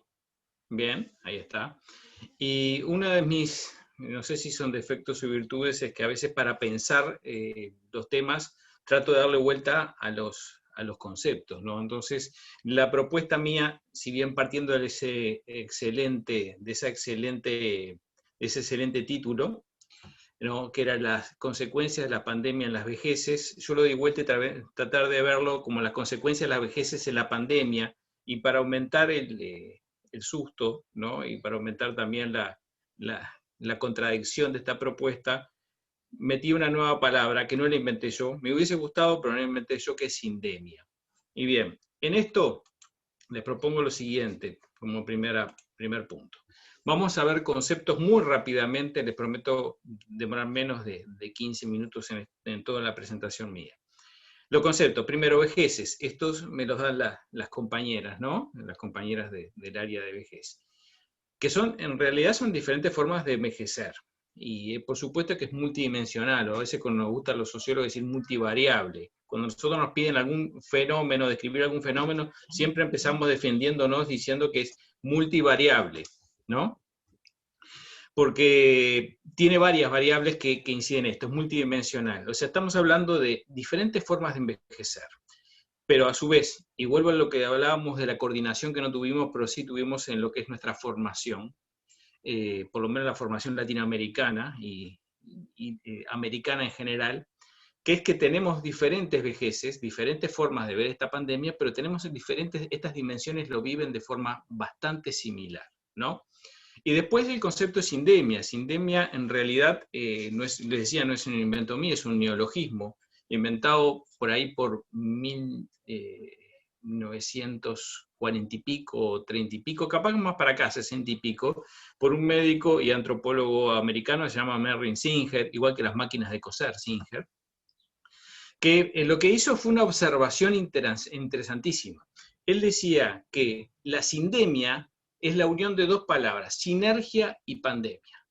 Recuerden lo que es sinergia. Y él decía que cuando dos o más enfermedades interactúan en una misma persona, de forma tal que las causas o las consecuencias que tiene esa enfermedad en el físico, en la persona, son mayores que la suma de sus valores individuales. O sea, una gripe y un dolor de cabeza, unidos, si fuera una pandemia, terminan teniendo un impacto muchísimo mayor que sola la gripe y sola la pandemia, muchísimo mayor, se potencian. Hay una sinergia. Más cuando empezamos a ver que estas pandemias, estas sindemias, ¿no?, incluyen patologías o epidemias sociales. Por ejemplo, la soledad, por ejemplo, la violencia que Graciela hoy compartía, y también Jorge Pedro, cantidad de otras cosas que tienen que ver con lo social, que son realmente funcionamiento de pandemia, pero en este caso son sindemias, o sea, son pandemias diferentes que unimos lo social y el impacto es mayor que la simple suma de sus impactos. O sea, se potencia en esto. ¿Por qué? Porque hay que verlo de forma muy, muy diferente. No solamente con la vacuna vamos a terminar esta pandemia. Esta es la moraleja de esto, ¿por qué hablar de sindemia? No solamente cuando pasemos esto, sino recordemos y hagamos el encuentro post-pandemia, sino que vamos a seguir con impactos porque la sinergia de esto, ¿no?, la sinergia de lo social, de lo biológico, va a ser muchísimo mayor. Es muchísimo mayor. Y las medidas, las políticas, no van a poder ser solamente la vacunación, ni tampoco la reactivación económica. Va a tener que haber otras políticas que van a tener que ver hasta lo vincular. Y algo con lo vincular que quiero destacar. Esto es un virus netamente vincular. Sí. O sea, explotó por primera vez en la historia. La primera vez en la historia del mundo que tenemos un virus que viaja en avión y pasa y universaliza, globaliza. En su pueblo, en el pueblo mío, yo soy de acá cercano, pero soy de Montevideo, estoy en Montevideo, pero soy de un pueblo cercano, pasa lo mismo que lo pasó en Wuhan, en China. O sea, esa es la primera vez en la historia que tenemos una pandemia de forma general. Y después otro concepto que a mí me gusta mucho, que es la nueva normalidad, que ya desde hace mucho tiempo Michel Foucault lo utilizaba, y que creo que lo manoseamos tanto que nos equivocamos. La nueva normalidad, decíamos, bueno, es la nueva forma de ser normal. No, va mucho más allá. La nueva normalidad apunta a que estamos cambiando las normas de convivencia rápidamente. ¿Qué significa cambiar las normas de convivencia? Cambia el bueno y cambia el malo. Cambia lo que está bien y lo que está mal. Hoy en día entramos en algún lugar público cerrado sin tapabocas y somos casi delincuentes. En algunos países hay toques de queda. Por suerte en Uruguay todavía no. Salimos de determinado momento. Nos contaba Jorge Pedro que en sus realidades a veces tenía que tener un permiso para poder salir de sus viviendas y poder acceder a sus lugares de trabajo o visitas de familiares que necesitaban verlo. Por eso digo, la nueva normalidad es mucho mayor que lo normal, sino que cambian las normas, se reparten nuevamente las barajas de lo que es el poder, la autoridad, las cosas que están bien y están mal. Cambia tanto la normalidad que cambian los héroes, ¿no? Y los villanos. Los villanos pasan a ser otros y los héroes pasan a ser otros. Nosotros tuvimos en un momento en Uruguay a las 9 de la noche, que en muchos países pasó, aplaudíamos al sector sanitario, ¿no?, a los médicos, enfermeros que estaban en... Y en poco tiempo de aplaudirlos pasamos a sancionarlos porque uno de los primeros brotes fue en un lugar sanitario, o sea, en un prestador de salud que le decimos nosotros, y pasaron de ser unos héroes a ser unos villanos en muy poco tiempo. Esto también hace la nueva normalidad. Y acá algo para también defender un poco el proceso que vienen haciendo Teresa Ornell y Sandra Sande, que venimos desde 2017, 2016 teniendo una charlita por año, y ellos me fueron orientando. Creo que sin querer, porque si no tienen capacidades de visionarias, casi de brujas, que no quiero acusar de esto, pero que me fueron llevando en este proceso a lo que es hoy la nueva normalidad. Y acá cité dos de los títulos que tuvimos en el 2017, 2018, 2019. Uno fueron los adultos mayores sólidos en un mundo líquido, parafraseando a Bauman, que si alguien no tenía contacto con Bauman, se los aconsejo, que habla del mundo líquido, del fluir, ¿no? Cómo se acostumbraban los adultos mayores a este mundo que va cambiando continuamente, que se está renovando continuamente. Y después los indicadores de bienestar subjetivo, o sea, el indicador que usamos a veces los sociólogos o las ciencias sociales, trabajador social, para ver lo que es medir la felicidad de la gente, que es el bienestar. Fuimos viendo en esto, que esto un poco nos da un pantallazo premonitorio, ¿no? en ese momento de lo que era la nueva normalidad. ¿Cómo vamos cambiando? Y qué tan rápido nos acomodan hoy los adultos mayores a esta pandemia. Y por otro lado, el bienestar subjetivo. ¿Cómo estamos cambiando en esta nueva normalidad los parámetros de ser feliz o por lo menos de bienestar? Y entonces en este lluvia de ideas, que me alegra mucho que haya muchos estudiantes, porque a ver si podemos disparar cantidad de cosas, porque esto en realidad son hipótesis frenéticas tiradas más o menos para evaluar esto. Recién hablábamos al principio, estábamos hablando, uno de los primeros que asistieron, que entraron, fue Gustavo Raffo, un colega de Ecuador, ¿no? Y decía, bueno, le preguntaba a Sandra si estaba del medio vaso vacío, medio vaso lleno. Esto es difícil en este momento hablar, ¿no? Porque yo creo que estamos todos en el medio vaso lleno. O como dicen hoy en día los jóvenes, que a mí me gusta mucho, ver el zombie medio vivo, para no ver el vaso medio lleno. Pero de ver estas formas de hacer estas evaluaciones, que no nos podemos dividir entre lo que vemos negativo y lo que vemos positivo, sí como profesionales del ámbito social, como ya lo vimos, tenemos que tener una perspectiva de todo lo que está pasando, más allá de que es una desgracia, tiene que darnos el puntapié inicial, o tiene que decirnos qué tenemos que tener que ver para dentro de muy poco tiempo, dentro de 4 o 5 meses, donde se aparte la pandemia en cierta forma, o la sindemia en cierta forma, y quede este funcionamiento social. ¿Cómo vamos a continuar estas cosas? ¿Qué cosas vamos a continuar y qué cosas vamos a no continuar? Porque hay muchísimo también de esta parte negativa. Primera cosa que vamos a ver acá es la experiencia de vida aplicada a la supervivencia en condiciones de anormalidad. Vaya si los adultos mayores tienen muchísimo de esto. Está muy vinculado al siguiente punto, la practicidad y la adecuación a nuevas situaciones. Que esto se debe acordar también Jorge Pedro, ¿no? Uno de los grandes, cuando hablábamos de los mitos del adulto mayor, era que no tenía plasticidad, capacidad de adaptación. Eso venía a veces de una literatura muy vieja, y al final uno, cuando empezaba a estudiar, se daba cuenta que vaya si tiene plasticidad el viejo, si tiene plasticidad el adulto mayor, pues si no, no hubiese sobrevivido. Los que no tienen plasticidad no hubiesen llegado hoy en día a estar vivos, ¿no? Salvo aquellos que tienen una realidad cambiante y acelerada.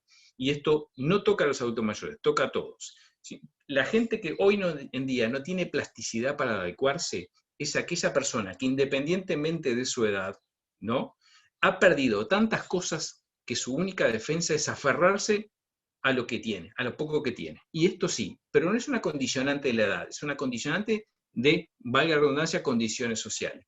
Por eso hablamos, la experiencia y supervivencia del adulto mayor a dictaduras, a crisis económicas, a pérdidas recientes, a mudanzas, a desestructuras familiares, a pesos de cambios socioculturales o subculturales muy grandes. O sea, estamos hablando de que el adulto mayor, que es víctima en este caso, tiene unas condicionantes que a veces destacan o diferencian del resto de la población. La identidad o imagen, ¿no? Venimos de una imagen vulnerable, frágil, ¿no?, que vamos a ver un poco, va a impactar en la identidad. Esto me juego la cabeza, que va a impactar en la identidad y la imagen, y la autoimagen e imagen del adulto mayor. Y ahora vamos a ver por qué. Yo me arriesgo y capaz que incito o desafío a todos ustedes para que puedan seguir poniendo puntos a esto, pero va a cambiar la identidad y la imagen del adulto mayor. Como también de otros colectivos, pero yo capaz que de los jóvenes no me animaría tanto que va a cambiar, pero sí del adulto mayor, estoy casi seguro que va a cambiar mucho. Y esta redefinición de la normalidad, bueno, lo que un poco decíamos al principio, el constructo social de calidad de vida. ¿Estamos cambiando calidad de vida? ¿Vamos a seguir midiendo calidad de vida antes de la pandemia, en la pandemia y post-pandemia? ¿No tendremos que reformular como profesionales qué es calidad de vida? Cuando yo veía la encuesta que presentaba a Jorge Pedro, había muchas cosas que decía gente que comía mejor, que se alimentaba mejor, gente que estaba mejor o igual. Ojo, porque acá hay un constructo social, una construcción social de calidad de vida que se está en los puntos anteriores. adaptando, superviviendo a las situaciones. Y habría que potenciar esa capacidad de modificar el concepto de calidad de vida, de hacerlo más accesible, de hacerlo más real, porque si adaptamos el concepto de calidad de vida, podemos mejorar a veces la percepción de satisfacción de esta población. Y bien, en esta lluvia de ideas, los grandes impactos que ya los han mencionado, y por eso digo que parece una coordinación lineal de lo que están viviendo los adultos mayores en todos nuestros países, ¿no? Primero, el manejo de la tecnología, y como sociólogo, en serio, estoy completamente asombrado. Yo he trabajado en proyectos de actualización tecnológica, Ayornate, que se llamaban, que era la actualización tecnológica del adulto mayor.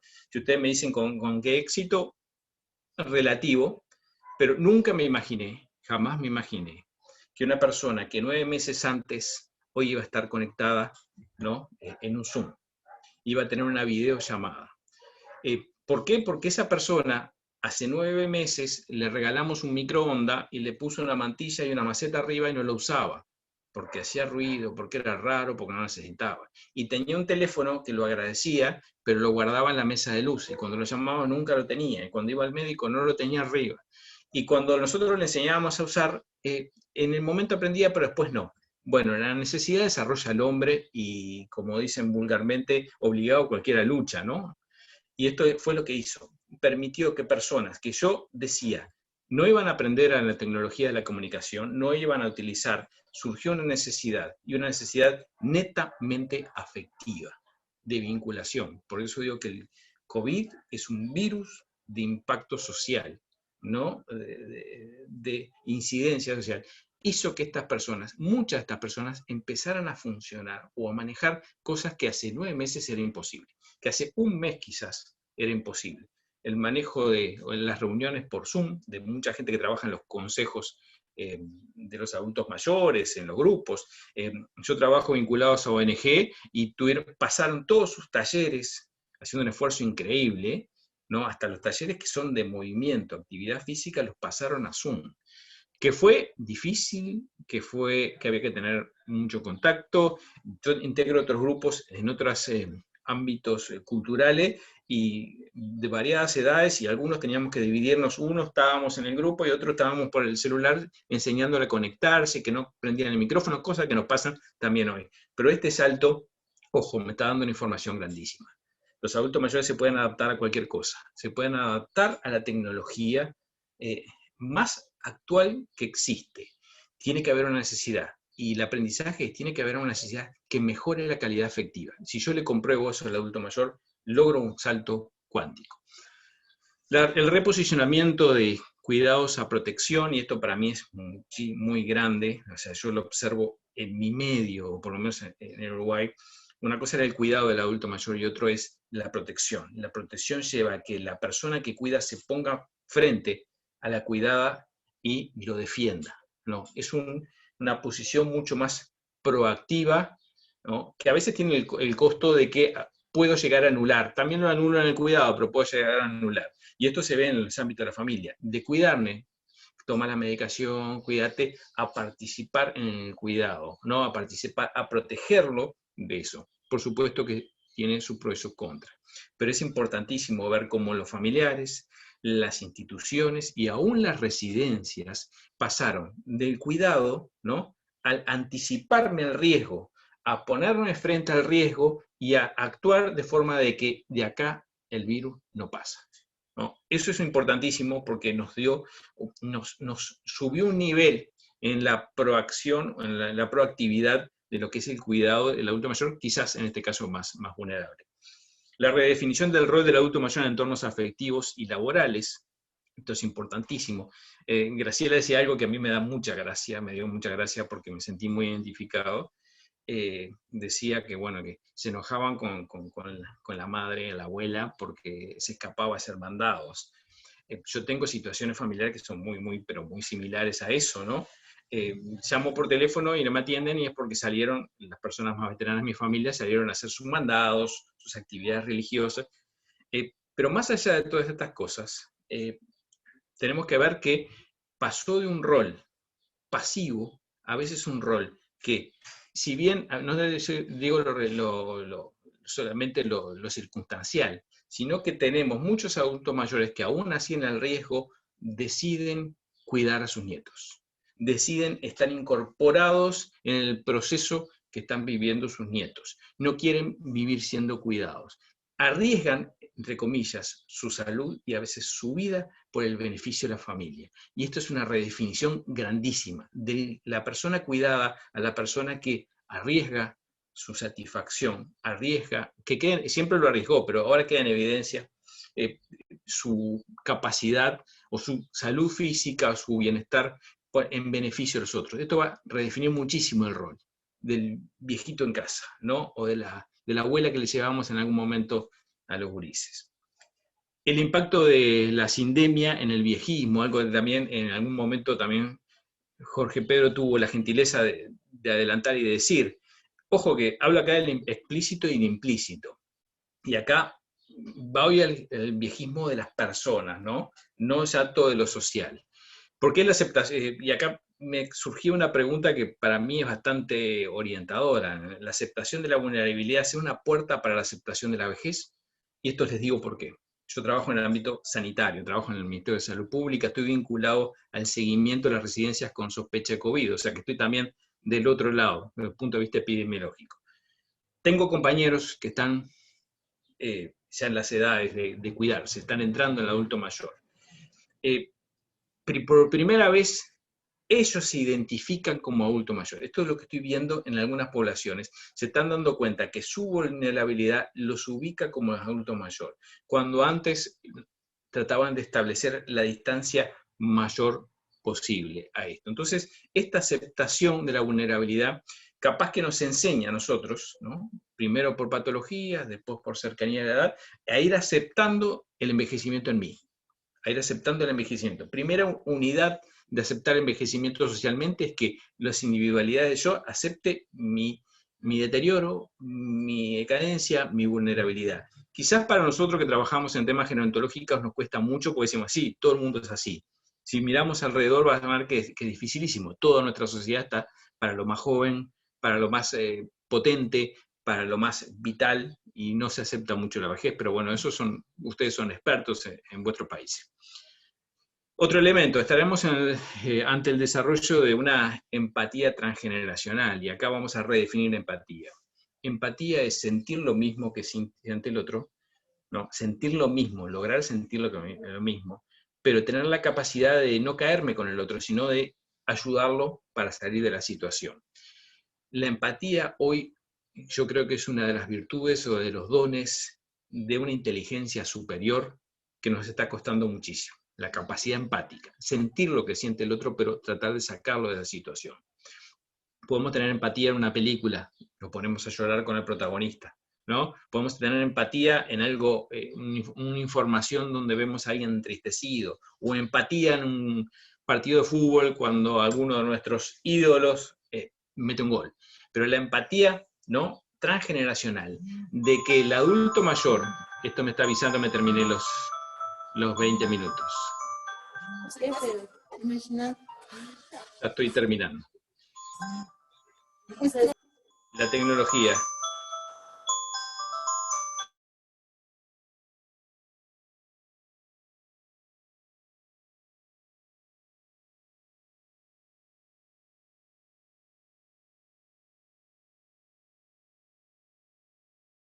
En la edad del adulto mayor logre sentir lo mismo que el adulto mayor. Esto nos va a dar un aporte grandísimo para que el joven logre tener un envejecimiento sano, saludable, ¿no? Porque logra sentir el otro. No es la lástima lo que lo une, no es el afecto de mi abuelito, no es la lástima del pobre abuelito que lo tengo que cuidar o me da lástima, sino que siento con una edad muchísimo menor lo mismo que siente un adulto mayor.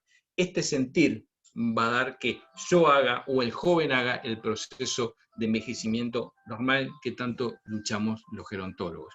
Y para terminar, y como nada más como un pelotazo al aire, pero también en un ámbito de muchísima discusión, ver esto de las vejeces y de lo de la sindemia, de la pandemia, como que está cambiando, y esto tenemos que estar muy atentos. Se ha dicho muchísimo directamente en las dos presentaciones que ha hecho tanto Graciela como Jorge Pedro, de lo que es la biopolítica, el concepto de Michel Foucault, ¿no? De biopolítica y biopoder, cómo los estados, por medio de algo que es biológico, ¿no? De la salud física o de la salud general, logran dominar a los colectivos, ¿no?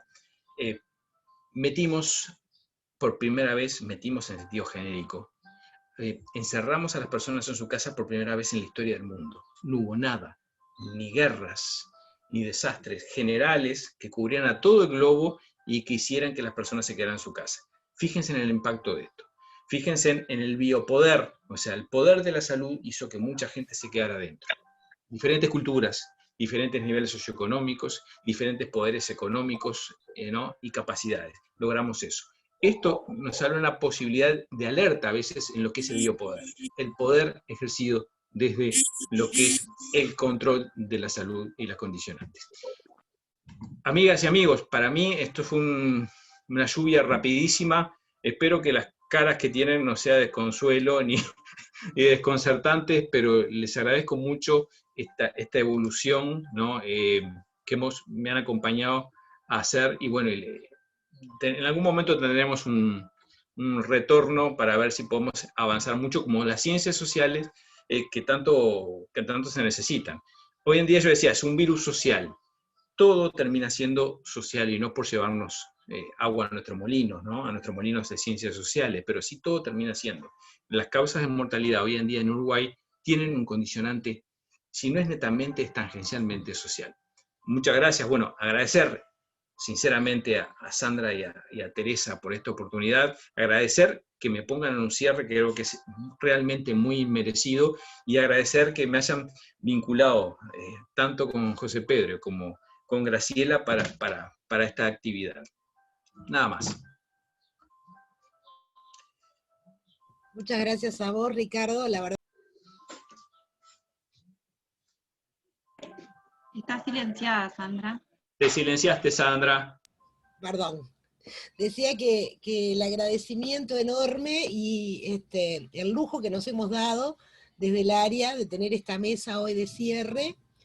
Muchas gracias a los expositores, muchas gracias por este intercambio que nos deja muchas cosas para pensar, fundamentalmente, que eso es lo rico de estos intercambios. Más allá de las coincidencias, empezar como a discutir y a poner en debate ideas sobre, ¿no? Esto que planteaba Ricardo, ¿no? Pandemia, sendemia, que casualmente hace 2 meses yo lo discutía en otra mesa. Mirá si estaremos pensando parecido, Ricardo. Alineado. Pero, ¿no? Esto de poner en debate una sociedad para todas las edades, ¿no? Cómo es necesario trabajar profundamente, pero también teóricamente, ¿no? Y políticamente, y éticamente, en pensar sociedades en que no hayan discriminaciones, ¿no? Ni por edad, ni por género, ni por etnia, ¿no? De pensarnos desde nuestra condición humana. Estos son pequeños pasitos que vamos dando desde el encuentro, desde el pensar, desde el sentir, y estoy profundamente agradecida, y en nombre del área, de Zafir, de Lucía, de Yamila, de Teresa, de Mauricio, de que ustedes hayan aceptado participar. Capaz que nos podemos dar 5 minutos si alguien quiere plantear alguna cosa a la mesa, alguna pregunta, y bueno, y dejamos abiertos los espacios. Va a estar, esta vez no pudimos hacerlo en simultánea la charla por otros medios, pero lo vamos a colocar tanto en el YouTube como en el Facebook, que son las herramientas que hasta ahora hemos podido construir gracias justamente a la incorporación de las compañeras de Yamila, de Zafir, de Lucía, que nos vienen dando aires nuevos en esto, ¿no? De esta necesaria y fundamental articulación, ¿no? Donde no nos diferencian las edades, sino que nos suman los afectos, los conocimientos y el interés por las vejeces. Así que muchas gracias, no voy a ocupar más el espacio, a ver si alguien quiere decir algo.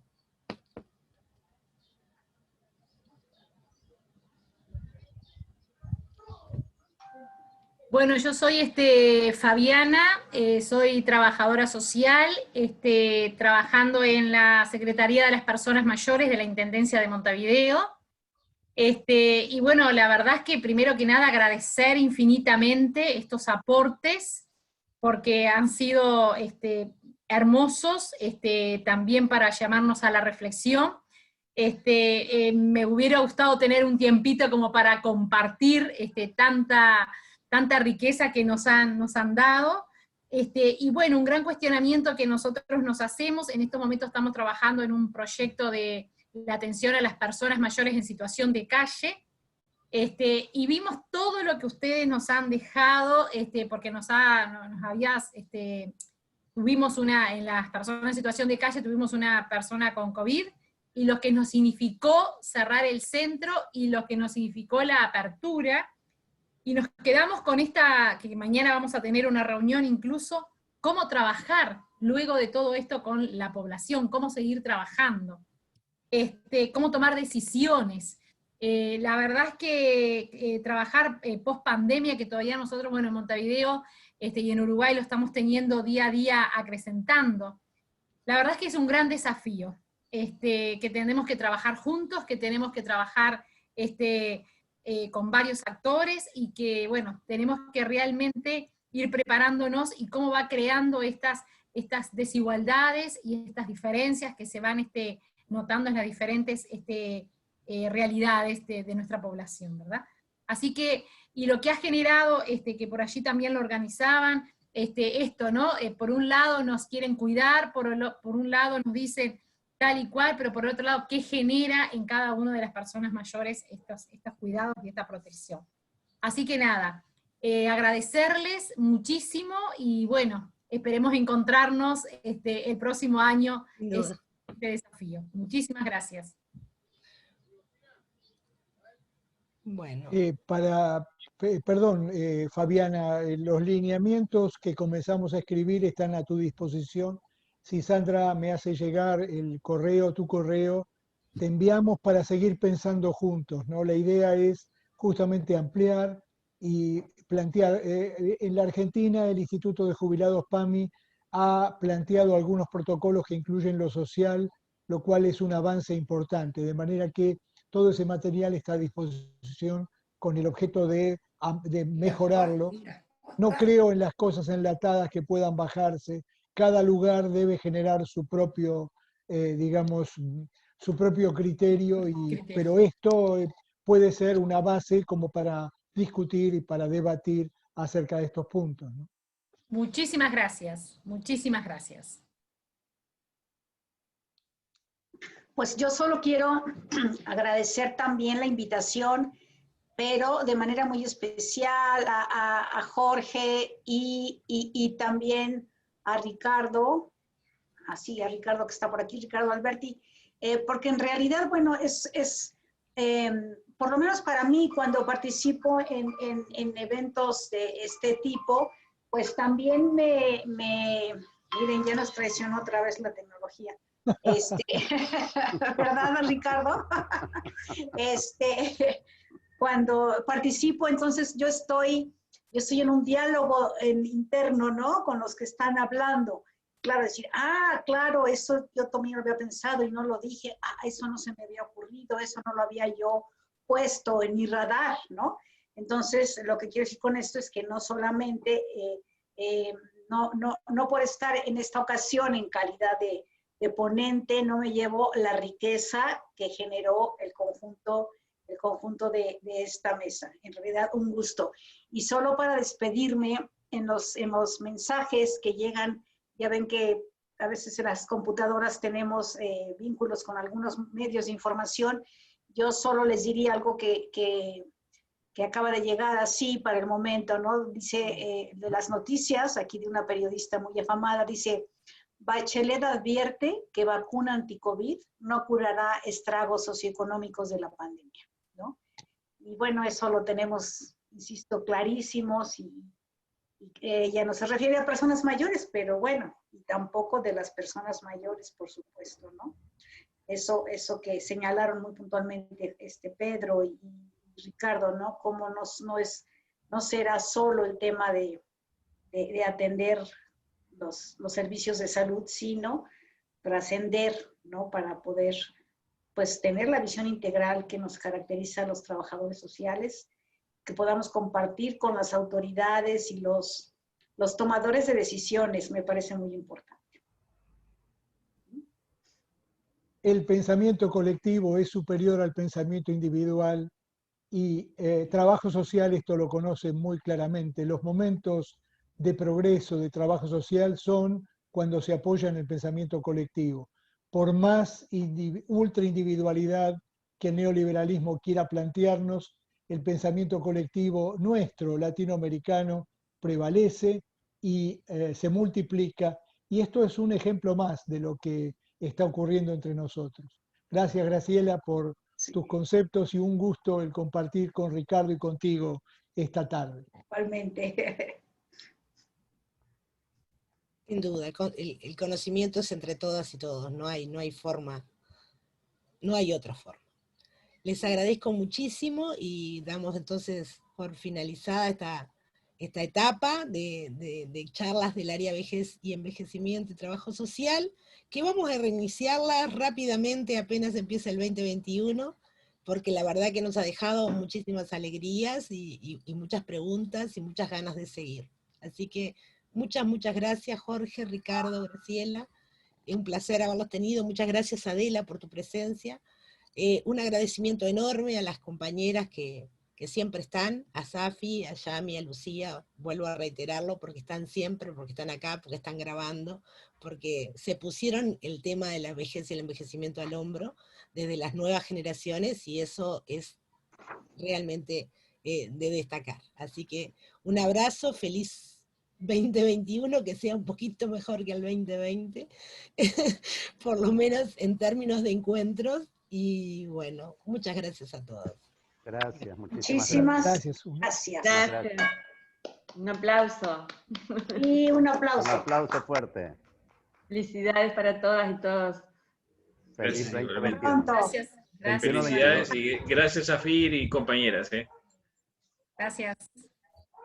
Que lo suban a las redes después, nos avisa Sandra, Sí, porque sí, creo sí, que... sí, sí. Apenas, ahora siempre lo podemos hacer en simultáneo. Esta vez la tecnología nos jugó malas pasadas, incluso se están cayendo. A mí el WhatsApp web se me cae, o sea, está como inestable todo, y no pudimos, pero lo grabamos y lo vamos a subir a YouTube. Gracias a Dios que no se ha fracturado. Sí. Muy bien. Gracias. Muy bien. Nos encontramos, espero que el 26, que presentaremos libros, pero ahí les hago llegar la comunicación para compartir con todos ustedes. 26 de enero. Sí, un gusto, un gusto. Hasta Un placer, pronto. encantado. Muy agradecido. Muchas gracias. Gracias.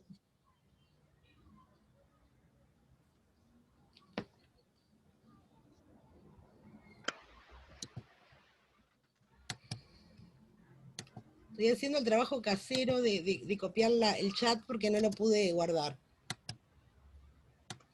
Estuve a punto de hacer eso, yo lo hago también. Ya lo hice.